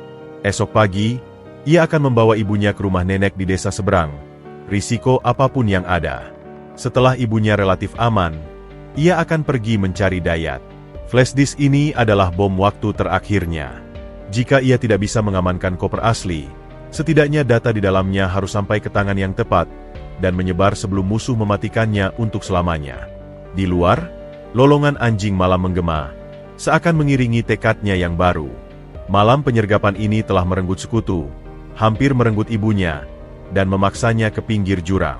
Tapi di pinggir jurang itulah, Lutfi memutuskan, ia akan berbalik dan melawan. Darah Lutfi membeku. Ia berdiri di tengah puing gubuk tua, menggenggam pegangan koper seolah itu adalah satu-satunya penambat pada kenyataan. Di luar, Pak Broto dan dua orang berjas hitam menghalangi jalan keluar. Wajah mereka campuran antara kemenangan dan niat buruk. "Serahkan saja, Nak," ucap Pak Broto dengan nada pura-pura bijak. "Hidupmu lebih berharga. Mereka hanya mau barangnya. Tidak akan sakiti kau kalau kau kooperatif." Salah satu pria berjas, yang lebih tinggi dan memiliki bekas luka di atas alis, melangkah masuk melalui pintu yang sudah rusak. "Koper. Sekarang." Suaranya datar, seperti mesin. Lutfi melirik ke jendela belakang. Terlalu kecil untuk ia lewati dengan koper. Ia terjebak. Pikirannya bekerja cepat. Ia ingat Dayat di atas bukit, mengawasi dengan drone. "Kabur, Dad. Jangan tunggu aku." Tapi ia juga tahu Dayat mungkin tidak bisa melihat detail yang terjadi di dalam. "Baik," kata Lutfi, suaranya dibuat gemetar. Sebagian akting, sebagian asli. "Saya serahkan. Tapi, tolong jangan sakiti saya. Saya cuma disuruh ambil ini." Ia menyeret koper ke arah pria berjas itu, berusaha membuat dirinya terlihat tak berdaya. Pria berjas itu menjulurkan tangannya. Saat jari-jarinya hampir menyentuh pegangan koper, Lutfi melakukan hal satu-satunya yang bisa ia pikirkan. Dengan tenaga terakhir, ia mengangkat koper dan melemparkannya, bukan kepada pria itu, tapi ke arah jendela belakang yang kecil. Kaca jendela yang sudah retak pecah berantakan. Koper hitam yang berat itu nyangkut di bingkai jendela, setengah di dalam, setengah di luar. Bodoh! Geram pria berjas itu. Ia dan rekannya langsung menyerbu Lutfi, sementara Pak Broto bergegas keluar untuk mengambil koper dari sisi luar. Lutfi tidak punya waktu untuk melawan. Ia menerima pukulan keras di perut yang membuatnya terpelanting ke dinding. Nafasnya tercekat. Tapi tindakannya yang nekat itu telah membuyarkan konsentrasi mereka sesaat. Dan itu cukup. Dari atas bukit, Dayat melihat semuanya melalui drone. Ia melihat koper tersangkut, melihat Lutfi diserang. Panik. Tapi ia juga melihat sesuatu yang lain. Dari balik pepohonan di sisi lain, sebuah motor trail muncul dengan dua orang lainnya, tampaknya backup. Mereka semua berfokus pada koper dan Lutfi. Pikir, Dayat, pikir. Ia melihat tabletnya, lalu ke laptop di tasnya. Data. Itu yang terpenting. Seperti kata Lutfi. Tapi ia tidak bisa meninggalkan Lutfi. Lalu, ide gila muncul. Ia mengambil alih kendali drone, dan dengan cepat menerbangkannya rendah, langsung menuju ke arah kerumunan di sekitar gubuk. Drone itu kecil dan hampir tak bersuara, tapi di keheningan pagi buta itu, dengungnya menarik perhatian. Ada apa itu? Teriak salah satu orang berjas, menoleh ke arah suara. Pada detik itu, Lutfi yang masih terpelanting di tanah, melihat drone Dayat melayang seperti capung logam di atas kepala musuhnya. Ia mengerti. Itu adalah gangguan. Dengan sisa tenaga, ia merangkak ke arah sudut lain gubuk, di mana ada sebuah lubang kecil di lantai yang menuju ke ruang bawah tanah, tempat dulu menyimpan umbi-umbian. Ia menyelinap masuk lubang itu, persis saat pria berjas itu menendang tempat ia berbaring tadi. "Kemana dia?" teriak pria itu. Di luar, Pak Broto berhasil menarik koper dari jendela. Saya dapat kopernya," teriaknya girang. Tapi perhatian mereka terpecah. Ada drone misterius, Lutfi yang hilang, dan koper yang sudah di tangan. Salah satu orang backup yang datang dengan motor mengambil senjata pendek dari pinggangnya dan menembak ke arah drone.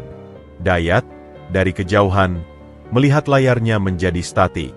Drone-nya jatuh. Tapi itu sudah cukup.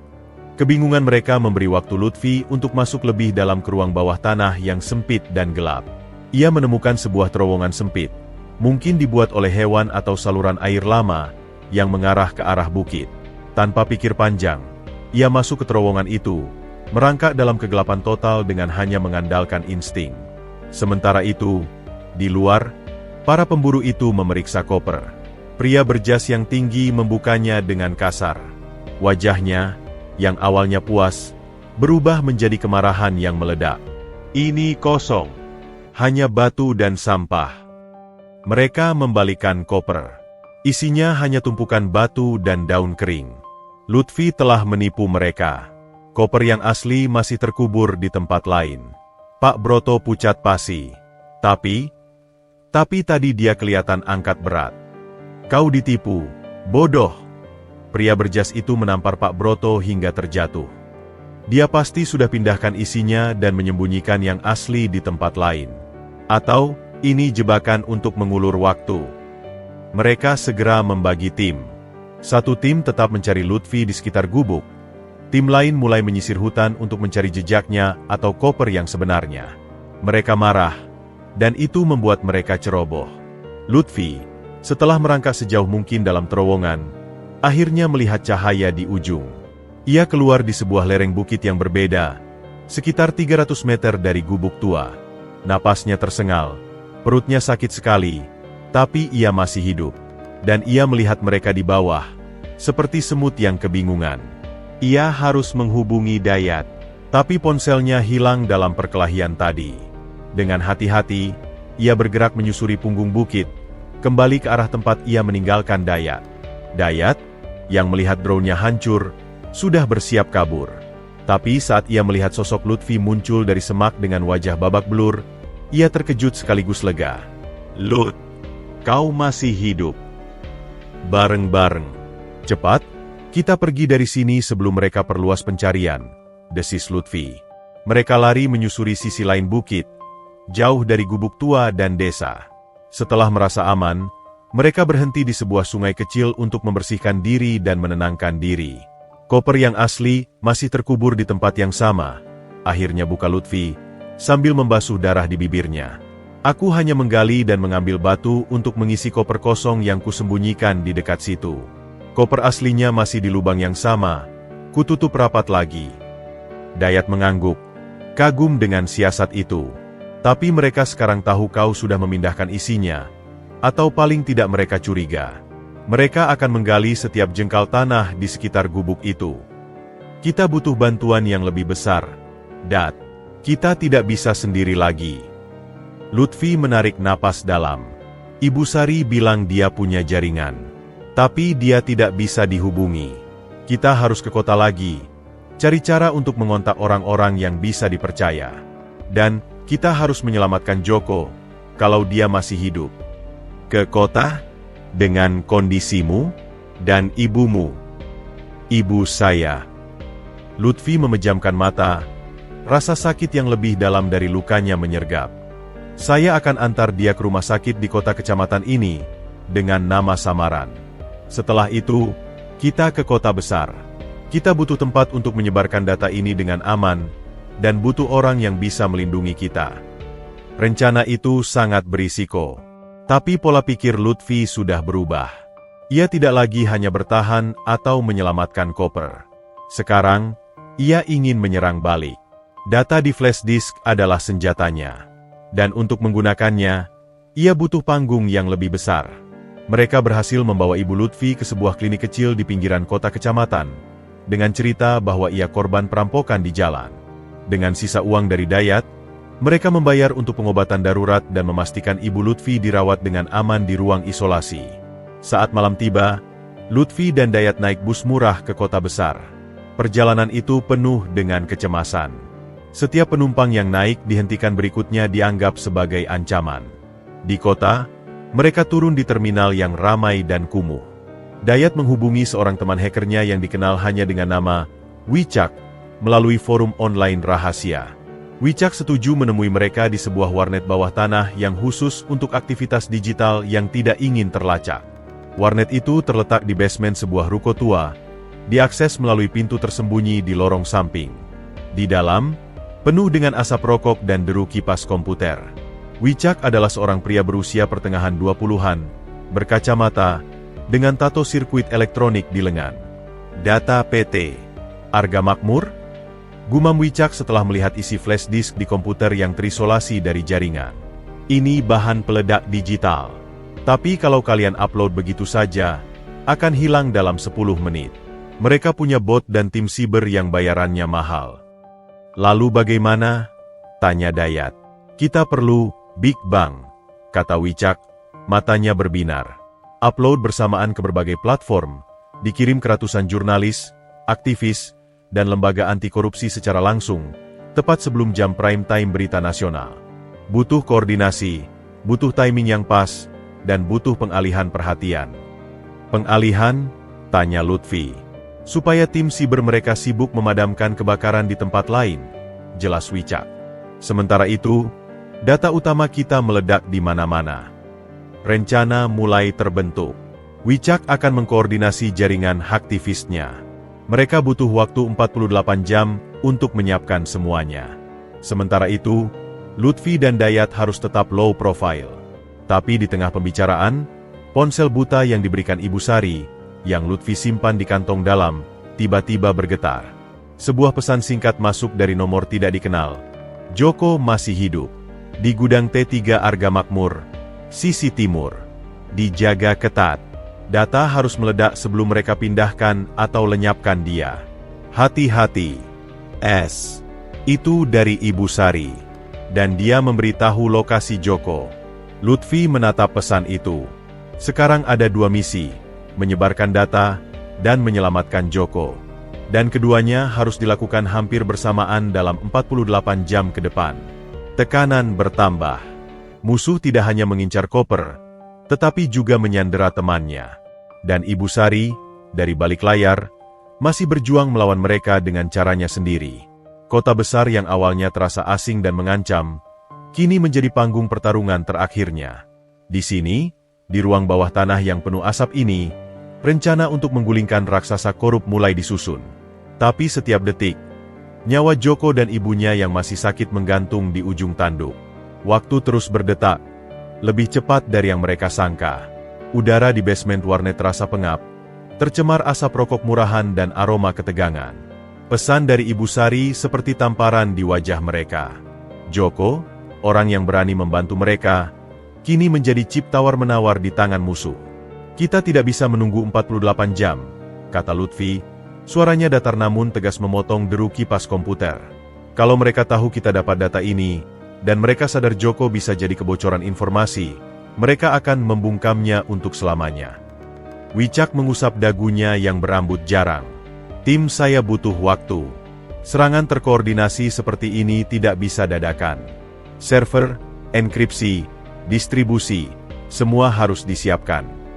Lalu kita selamatkan Joko dulu. Seladayat. Lut, kau kenal lokasi gudang T3 itu? Lutfi mengangguk perlahan. Gudang T3 adalah gudang material tua PT Arga Makmur di sisi timur kompleks pabrik, dekat dengan pinggir hutan. Dulu, saat kecil, ia dan teman-teman sering mendekat, hanya untuk diusir satpam. Tapi itu dijaga ketat. Pagar tinggi, CCTV, satpam berkeliling. Setiap sistem punya kelemahan, ucap Wicak. Matanya kembali berbinar. Aku bisa coba masuk ke sistem keamanan mereka. Nonaktifkan CCTV, buka pintu pagar tertentu, untuk waktu terbatas. Tapi aku butuh akses fisik ke jaringan mereka, atau setidaknya seseorang yang bisa mencolokkan perangkatku ke salah satu terminal di dalam. Itu berarti harus ada yang masuk ke dalam kompleks. Risiko gila. Aku yang masuk, kata Lutfi tanpa ragu. Aku tahu medannya. Dan mereka ingin menangkapku juga, kan? Mungkin aku bisa jadi umpan sekaligus. Jangan gegabah, Dayat memprotes. Mereka akan menghabisi kau di tempat. Tidak jika kita punya rencana. Lutfi menatap layar komputer yang penuh kode. Wicak, kau bisa buatkan gangguan besar di sisi lain pabrik, kebakaran alarm, atau sesuatu yang menarik semua satpam ke sana. Wicak tersenyum tipis. Aku bisa buat sistem pemadam kebakaran mereka aktif di area gudang B, yang dekat dengan kantor manajemen. Itu akan membuat kekacauan. Tapi waktu kita sangat terbatas. Mungkin 15 menit sebelum mereka sadar itu hoax. 15 menit cukup, kata Lutfi. Dayat, kau tunggu di luar pagar dengan motor, di titik yang kita sepakati. Kalau aku keluar dengan Joko, kita kabur. Kalau tidak kau bawa data ini dan lakukan apa yang harus dilakukan, dengan atau tanpa aku. Dayat ingin membantah, tapi melihat api di mata Lutfi, ia tahu tidak ada yang bisa mengubah keputusan itu.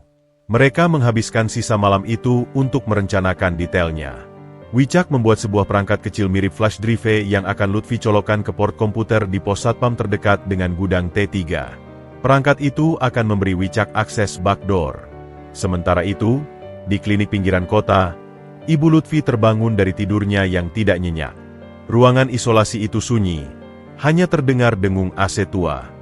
Seorang perawat muda masuk membawa obat. Anak lelakinya sudah kembali, tanya perawat itu ramah. Ibu Lutfi menggelap. Belum. Dia ada urusan. Sabar ya, Bu. Doakan yang terbaik, ucap perawat sambil pergi. Tapi beberapa menit kemudian, seorang pria berjas dokter masuk, diikuti oleh dua orang yang berpakaian preman namun mencoba terlihat sopan. Ibu Sardi? Tanya pria berjas dokter itu. Kami dari pihak asuransi PT Arga Makmur. Kami mendapat laporan suami ibu dulu adalah karyawan kami. Kami ingin memberikan bantuan kompensasi kesehatan. Ibu Lutfi membeku. Matanya menatap dua pria di belakang. Dokter, itu.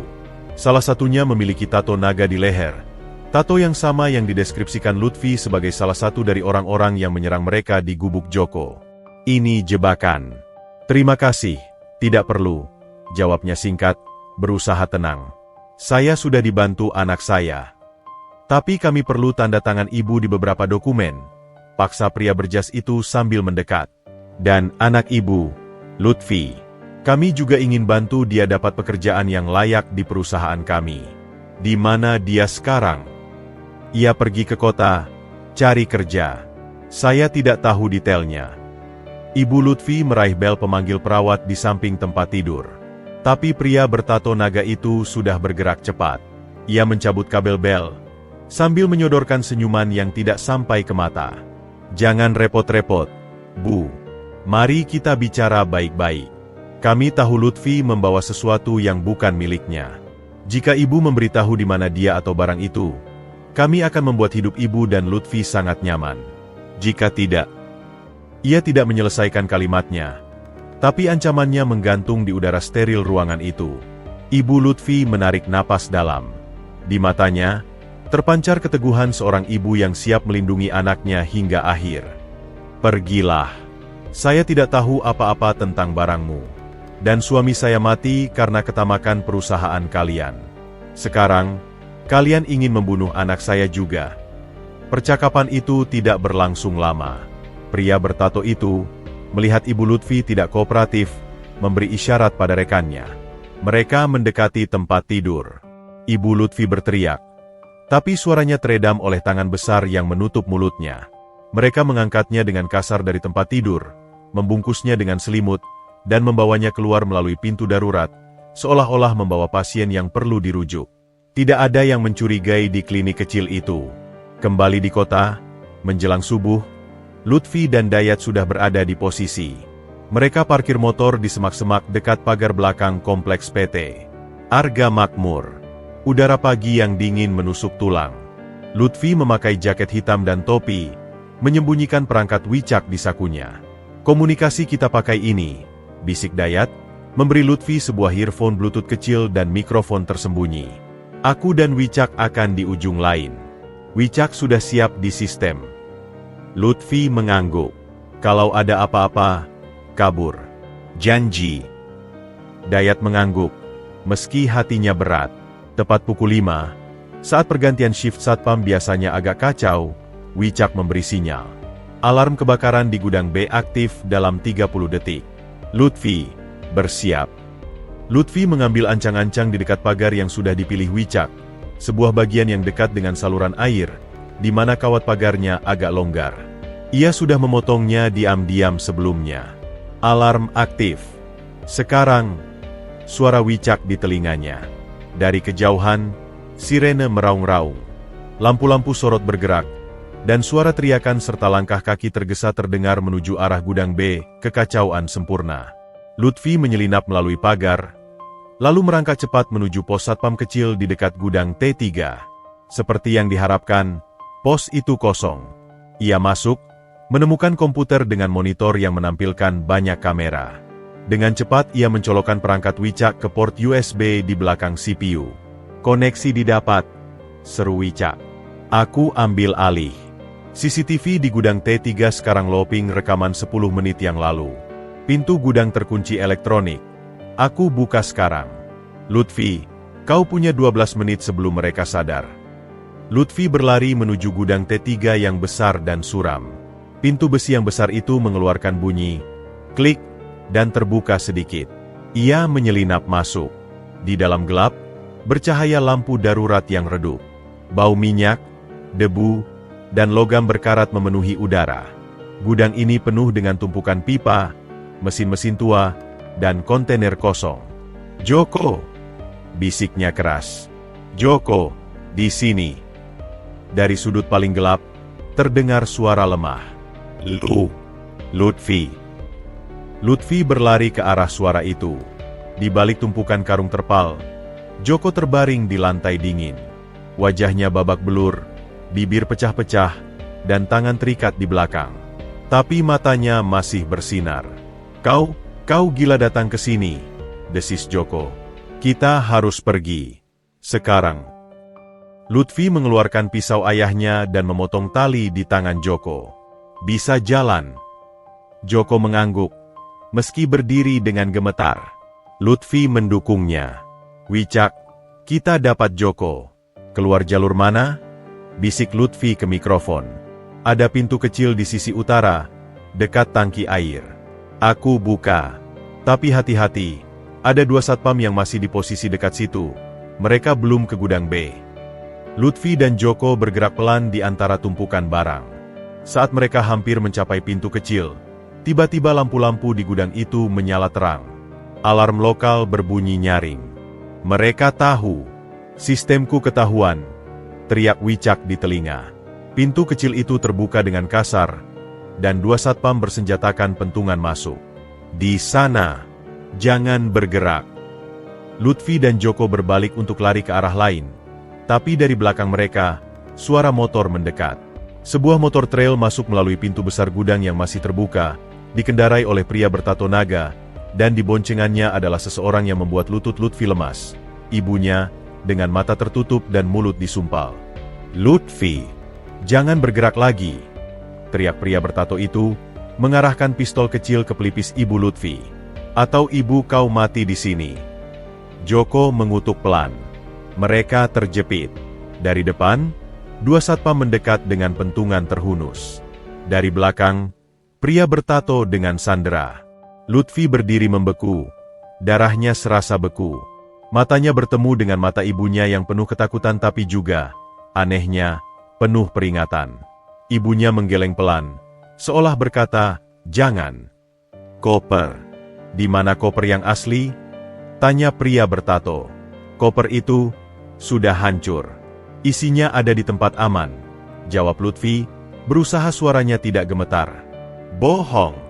Data digitalmu tidak berguna tanpa bukti fisik.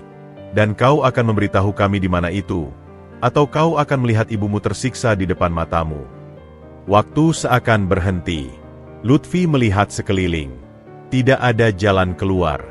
Dayat di luar tidak bisa membantu. Wicak mungkin sudah terputus. Lalu, ibunya melakukan sesuatu yang tak terduga. Dengan sisa tenaga, ia mengangkat kaki dan menginjak kaki pria bertato itu sekuat tenaga, lalu menjatuhkan badannya ke samping, menjauh dari laras pistol. Lutfi, lari! Teriaknya dengan suara parau. Semua terjadi sekaligus. Pistol itu meledak. Tembakan menggelegar di ruang gudang yang kedap suara. Joko, dengan refleks bekas tentara, menerjang salah satu satpam. Lutfi, didorong oleh naluri dan amarah, berlari ke arah pria bertato itu yang sedang berusaha berdiri. Tapi ia tidak sampai. Sebuah pentungan menghantam punggungnya dengan keras. Ia jatuh tertelungkup, melihat dari lantai berdebu bagaimana ibunya ditendang oleh pria bertato itu, dan bagaimana Joko diseret oleh satpam yang lain. Di telinganya, ia mendengar suara Dayat berteriak melalui komunikasi. Lut, aku dengar tembakan. Ada backup polisi mendekat, mereka dengar alarm. Tapi itu terlambat. Pria bertato itu membungkuk, menarik rambut Lutfi. Kau kalah, bocah. Lutfi, dengan pandangan mulai kabur, melihat ibunya yang terbaring tak bergerak. Ia melihat Joko yang dipukuli. Dan ia melihat, dari saku pria bertato yang terbuka, selembar ID Satpam dengan logo PT. Arga Makmur. Semuanya terhubung. Kemudian, sebuah pukulan di kepala membuat dunianya menjadi gelap total. Ia pingsan, dengan satu pikiran terakhir, ia telah gagal. Ia kehilangan segalanya, ibu, sekutu, dan mungkin nyawanya sendiri. Pengkhianatan dan penculikan telah melumatkan rencana mereka, dan kini mereka semua berada di tangan musuh yang tanpa ampun. Kesadaran kembali kepada Lutfi dalam gelombang rasa sakit yang tumpul dan berdenyut. Kepalanya berdenyut kencang. Pandangannya berkunang-kunang. Ia mendapati dirinya terikat pada sebuah kursi besi di ruangan yang remang-remang. Bau disinfektan yang tajam bercampur dengan bau besi berkarat. Sebuah lampu pijar tunggal menggantung di atas, menerangi ruangan gudang kosong yang lembab. Di depannya, berdiri pria bertato naga, yang kini Lutfi tahu namanya adalah Riko, menurut ID-nya. Di sudut ruangan, tergeletak ibunya dengan mata tertutup dan masih terikat. Napasnya tersengal-sengal tapi masih hidup. Joko tidak terlihat. Selamat datang di kantor kami yang lebih pribadi, ucap Riko dengan senyum tipis. Ia berjalan mondar-mandir di depan Lutfi. Kau tahu, aku hampir salut. Bocah desa, berani macam-macam. Tapi itu juga yang bikin kau bodoh. Lutfi berusaha menggerakkan tangannya yang terikat di belakang. Tali plastik itu mengikat erat, menggigit kulitnya. Di mana Joko? Suaranya serak. Temanmu? Dia sedang diajak bicara di ruangan lain. Jangan khawatir, dia tangguh. Tapi Ibu MU. Riko menoleh ke arah Ibu Lutfi. Dia tidak segitu tangguh. Jadi, mari kita buat ini cepat. Di mana koper aslinya? Dan di mana salinan digitalnya yang lain? Lutfi diam. Pikirannya berputar kencang. Ia harus mengulur waktu. Dayat dan Wicak pasti sudah tahu mereka tertangkap. Mungkin mereka punya rencana. Atau mungkin tidak. Kau punya 10 menit untuk bicara, kata Riko, menatap jam tangannya. Setelah itu, aku akan mulai memotong jari-jari Ibu MU. Satu persatu.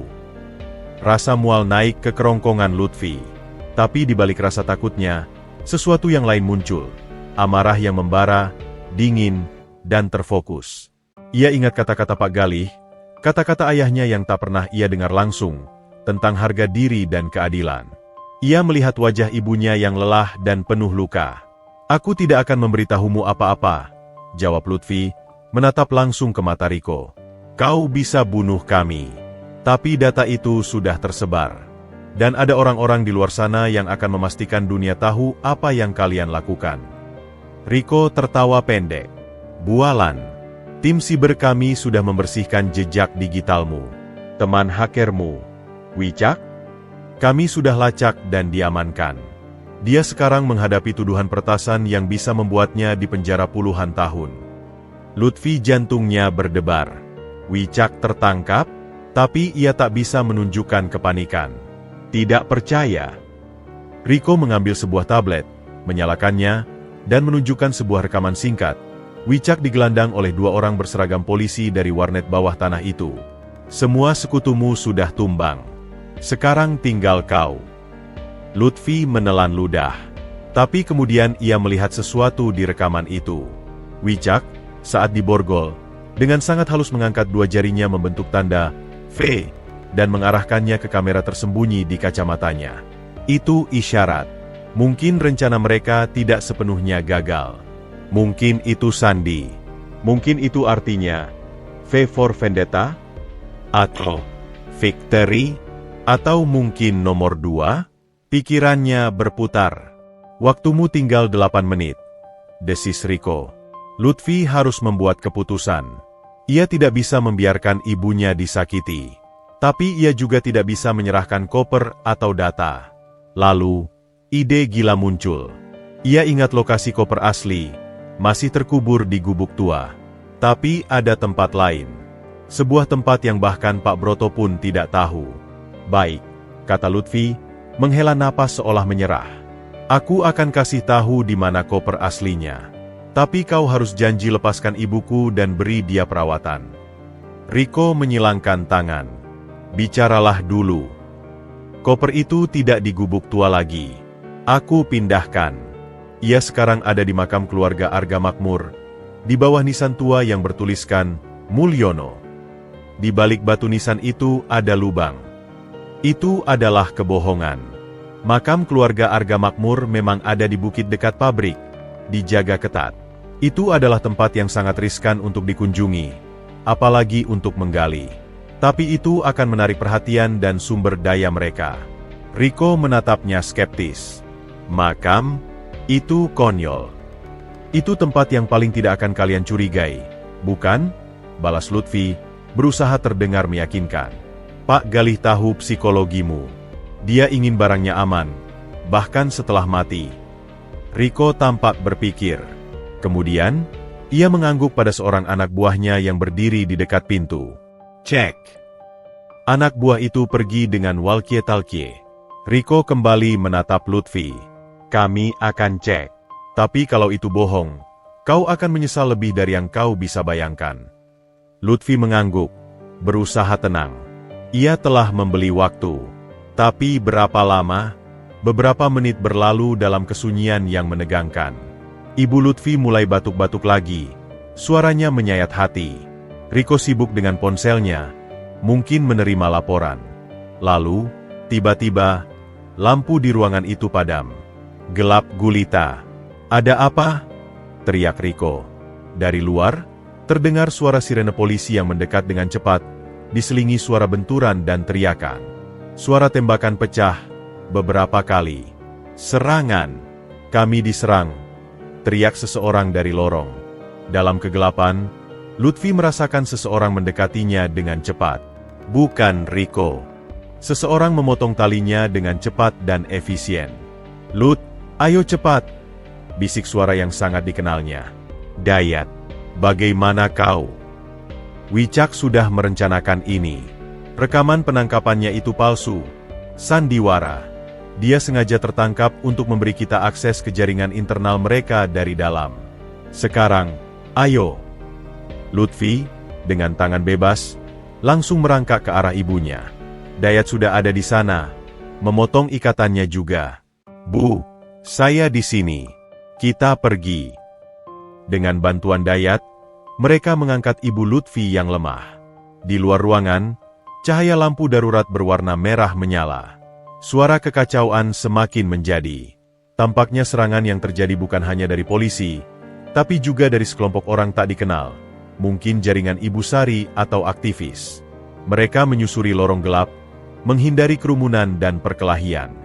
Dayat memimpin, menggunakan peta digital di ponselnya yang didapat dari Wicak. "Joko, kita harus cari Joko," desis Lutfi. Rencana awal, dia harusnya di ruang penyimpanan dekat gudang T3, sisi barat, jawab Dayat. Mereka berbelok, hampir menabrak dua satpam yang sedang berhadap-hadapan dengan sekelompok pemuda berpakaian preman tapi membawa bendera aksi. Pertempuran kecil terjadi. Memanfaatkan kekacauan, mereka mencapai ruang penyimpanan. Di dalam, mereka menemukan Joko terikat di pipa. Wajahnya babak belur tapi masih sadar. "Kalian pikir aku sudah mati?" gumam Joko dengan senyum getir saat Dayat memotong talinya. "Jangan bicara, kita keluar dulu," kata Lutfi. Keluar dari bangunan itu adalah tantangan tersendiri. Halaman pabrik seperti medan perang mini. Polisi riot berhadapan dengan satpam perusahaan dan sekelompok demonstran. Di langit, helikopter polisi berputar-putar, sorot lampunya menyapu tanah. Mereka bersembunyi di balik kontainer kosong. "Kita tidak bisa keluar lewat gerbang utama," kata Dayat. Tapi Wicak bilang ada jalur pembuangan limbah lama di belakang gudang B, mengarah ke sungai kecil di luar pagar. "Kau yakin?" tanya Joko. "Lebih baik daripada tertembak di sini." Mereka merangkak dari satu tempat persembunyian ke tempat lain, menghindari sorot lampu dan kerumunan. Ibu Lutfi hampir tidak bisa berjalan, jadi Lutfi dan Joko bergantian menggendongnya. Akhirnya, mereka sampai di sebuah lubang beton tersembunyi di belakang gudang B, ditutupi jeruji besi yang sudah berkarat. Dayat, dengan bantuan alat kecil dari tasnya, membuka kuncinya. "Turun. Hati-hati, licin." Mereka masuk ke dalam terowongan pembuangan yang gelap dan berbau busuk. Air keruh setinggi mata kaki mengalir pelan. Dengan menggunakan lampu ponsel Dayat, mereka berjalan membungkuk selama mungkin, sampai akhirnya melihat cahaya di ujung. Terowongan itu bermuara di sebuah sungai kecil di luar pagar kompleks pabrik. Di sana, sebuah perahu motor kecil sudah menunggu, dikemudikan oleh seorang pria tak dikenal dengan topi menutupi wajah. "Cepat naik. Polisi akan perluas pencarian keluar pagar," kata pria itu. Mereka semua naik, dan perahu melaju kencang menyusuri sungai yang gelap, meninggalkan keriuhan dan lampu sorot yang semakin jauh. Di perahu, di tengah hembusan angin malam, Lutfi memeluk ibunya erat-erat. Mereka selamat. Tapi untuk berapa lama? Riko dan PT Arga Makmur tidak akan berhenti. Mereka sudah terlihat wajah. Mereka sudah menjadi target utama. Pria di perahu itu menoleh. "Ibu Sari mengirimku. Dia aman, tapi sedang bersembunyi. Dia punya pesan. Ledakan data akan terjadi besok siang, saat konferensi pers Direktur Arga Makmur. Kalian harus berada di tempat yang aman, dan siap dengan bukti fisik jika diperlukan. Koper asli itu masih menjadi kunci. Semua data digital bisa disangkal sebagai rekayasa, tapi dokumen fisik dengan tanda tangan dan segel basah tidak. Lutfi menatap ke arah gelap, ke arah desanya yang jauh. Koper itu masih terkubur. Dan sekarang, dengan seluruh kekuatan PT Arga Makmur dan mungkin aparat yang disuap memburunya, mengambilnya tampak seperti mission impossible. Tapi ia sudah melangkah terlalu jauh untuk mundur. Ibunya selamat. Joko selamat. Dayat dan Wicak masih bertahan. Mereka punya jaringan. Mereka punya data. Perburuan telah mencapai puncaknya.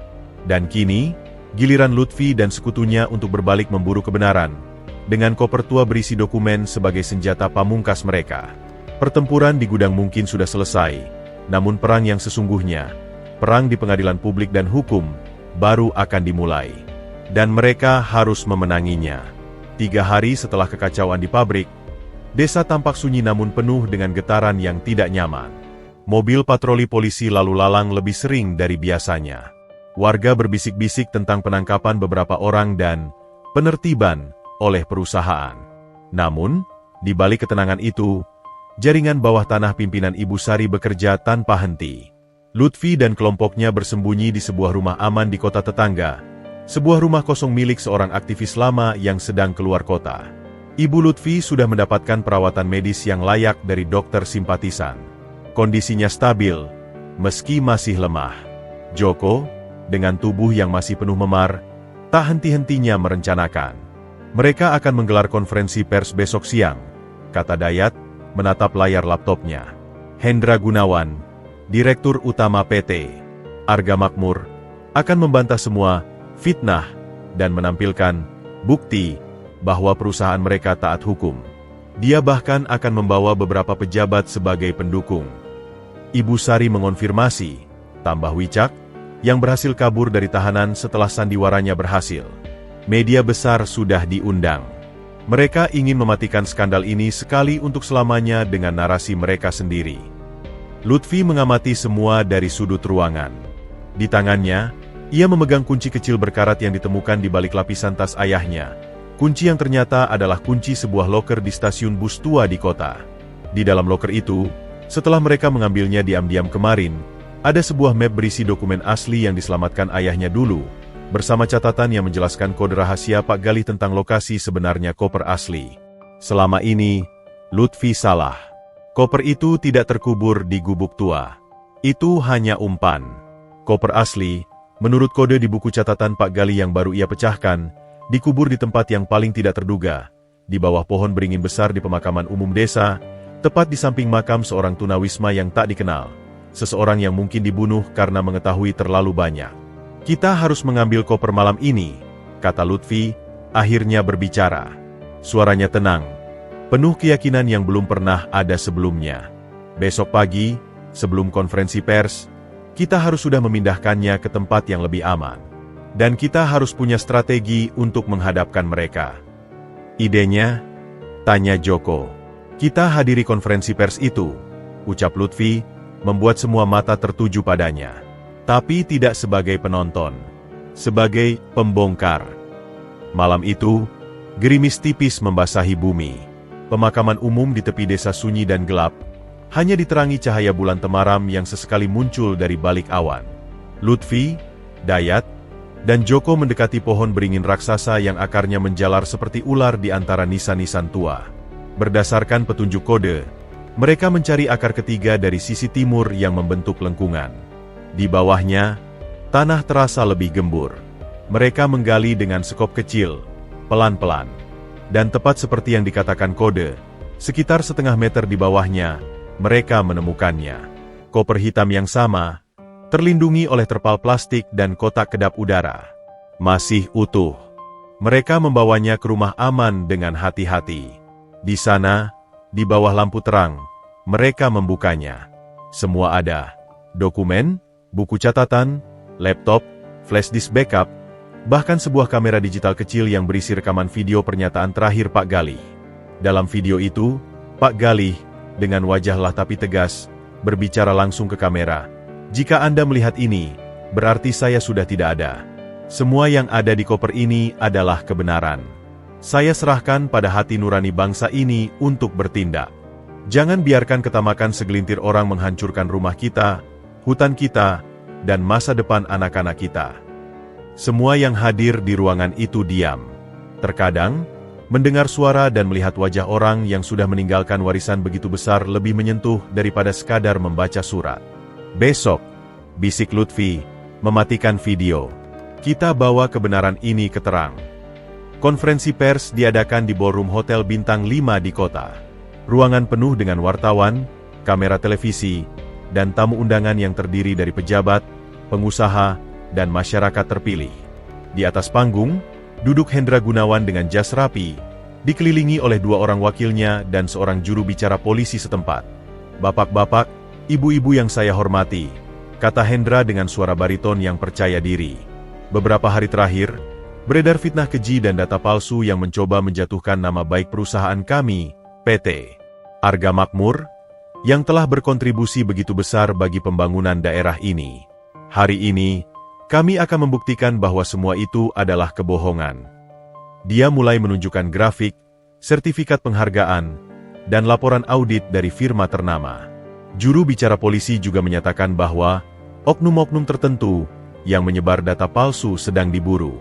Di belakang ruangan, berdiri di antara para wartawan yang berdiri, Lutfi, Dayat, dan Joko menyamar dengan kemeja dan dasi sederhana. Ibu Sari, dari tempat yang aman, mengoordinasi siaran langsung melalui saluran YouTube bawah tanah yang dihubungkan ke jaringan aktivis di seluruh negeri.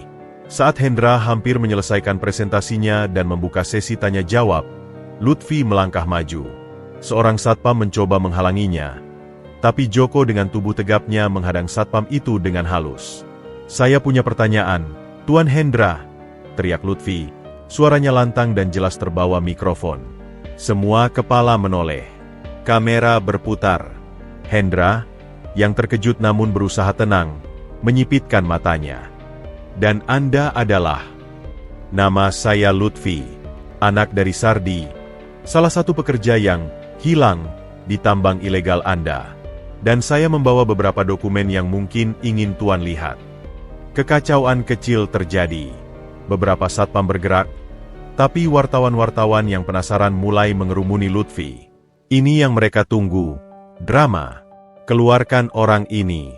Ini bukan tempat untuk provokasi," bentak Hendra. Tapi sudah terlambat. Dayat, dengan laptop kecilnya, sudah terhubung ke proyektor utama. Dengan sekali klik, di layar besar di belakang panggung, muncul scan dokumen asli dengan cap rahasia dan tanda tangan Hendra sendiri yang mengizinkan pembuangan limbah B3 ke sungai. Kemudian, muncul foto-foto ayah Lutfi dan pekerja lain di lokasi yang tidak aman. Lalu, rekaman audio percakapan gelap tentang menyuap pejabat. Ruangannya gempar. Wartawan berteriak. Kamera berkedip tak henti-hentinya. Hendra berdiri, wajahnya merah padam. "Itu palsu. Itu rekayasa. Hentikan itu." Tapi Dayat memutar yang terakhir. Video pernyataan terakhir Pak Gali. Suara pria yang sekarat itu bergema di ballroom mewah, menceritakan dengan rinci setiap kejahatan, setiap nama, setiap suap. "Kami tidak hanya punya data digital," kata Lutfi, maju lagi, kali ini dengan sebuah tas. Dari dalamnya, ia mengeluarkan buku catatan fisik Pak Galih dan beberapa dokumen asli yang berstempel basah. "Kami punya bukti fisik." Dan koper berisi semua dokumen asli ini telah diserahkan kepada Komisi Pemberantasan Korupsi dan Lembaga Penyelidikan Independen pagi ini. Itu adalah pukulan telak. Juru bicara polisi yang duduk di panggung terlihat pucat dan mulai berkeringat. Beberapa pejabat undangan bergegas keluar ruangan. Hendra Gunawan, terjepit, kehilangan kendali. "Itu bukan saya. Itu konspirasi. Tangkap mereka. Mereka penipu."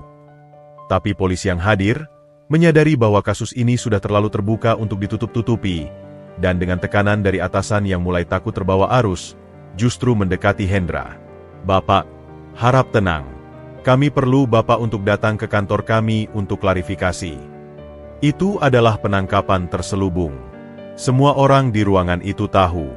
Kekacauan mencapai puncaknya. Lutfi, Dayat, dan Joko diseret keluar oleh sekelompok wartawan yang ingin mewawancarai mereka, dilindungi oleh beberapa aktivis yang berbaur dengan kerumunan. Di luar, di bawah langit siang yang cerah, Lutfi menarik napas dalam-dalam untuk pertama kalinya sejak semuanya dimulai. Ia melihat Dayat dan Joko, dan mereka bertukar senyum lelah tapi penuh kemenangan. Perjuangan belum benar-benar selesai. Akan ada proses hukum yang panjang, tekanan balik, dan ancaman tersisa. Tapi hari ini, di depan publik, kebenaran telah berbicara lebih keras daripada uang dan kekuasaan. Lutfi menengadah ke langit, membayangkan ayahnya, Pak Galih, dan semua korban yang tak bersuara. Ini untuk kalian, pikirnya. Dan untuk hutan kita, untuk desa kita, untuk keadilan yang tertunda terlalu lama. Kisah pemuda miskin pencari kayu yang menemukan koper berisi rahasia, mematikan mungkin akan berakhir di sini. Tapi perjalanan Lutfi sebagai pejuang kebenaran, sebagai suara bagi yang tak bersuara, baru saja dimulai. Dan kali ini, ia tidak akan sendirian.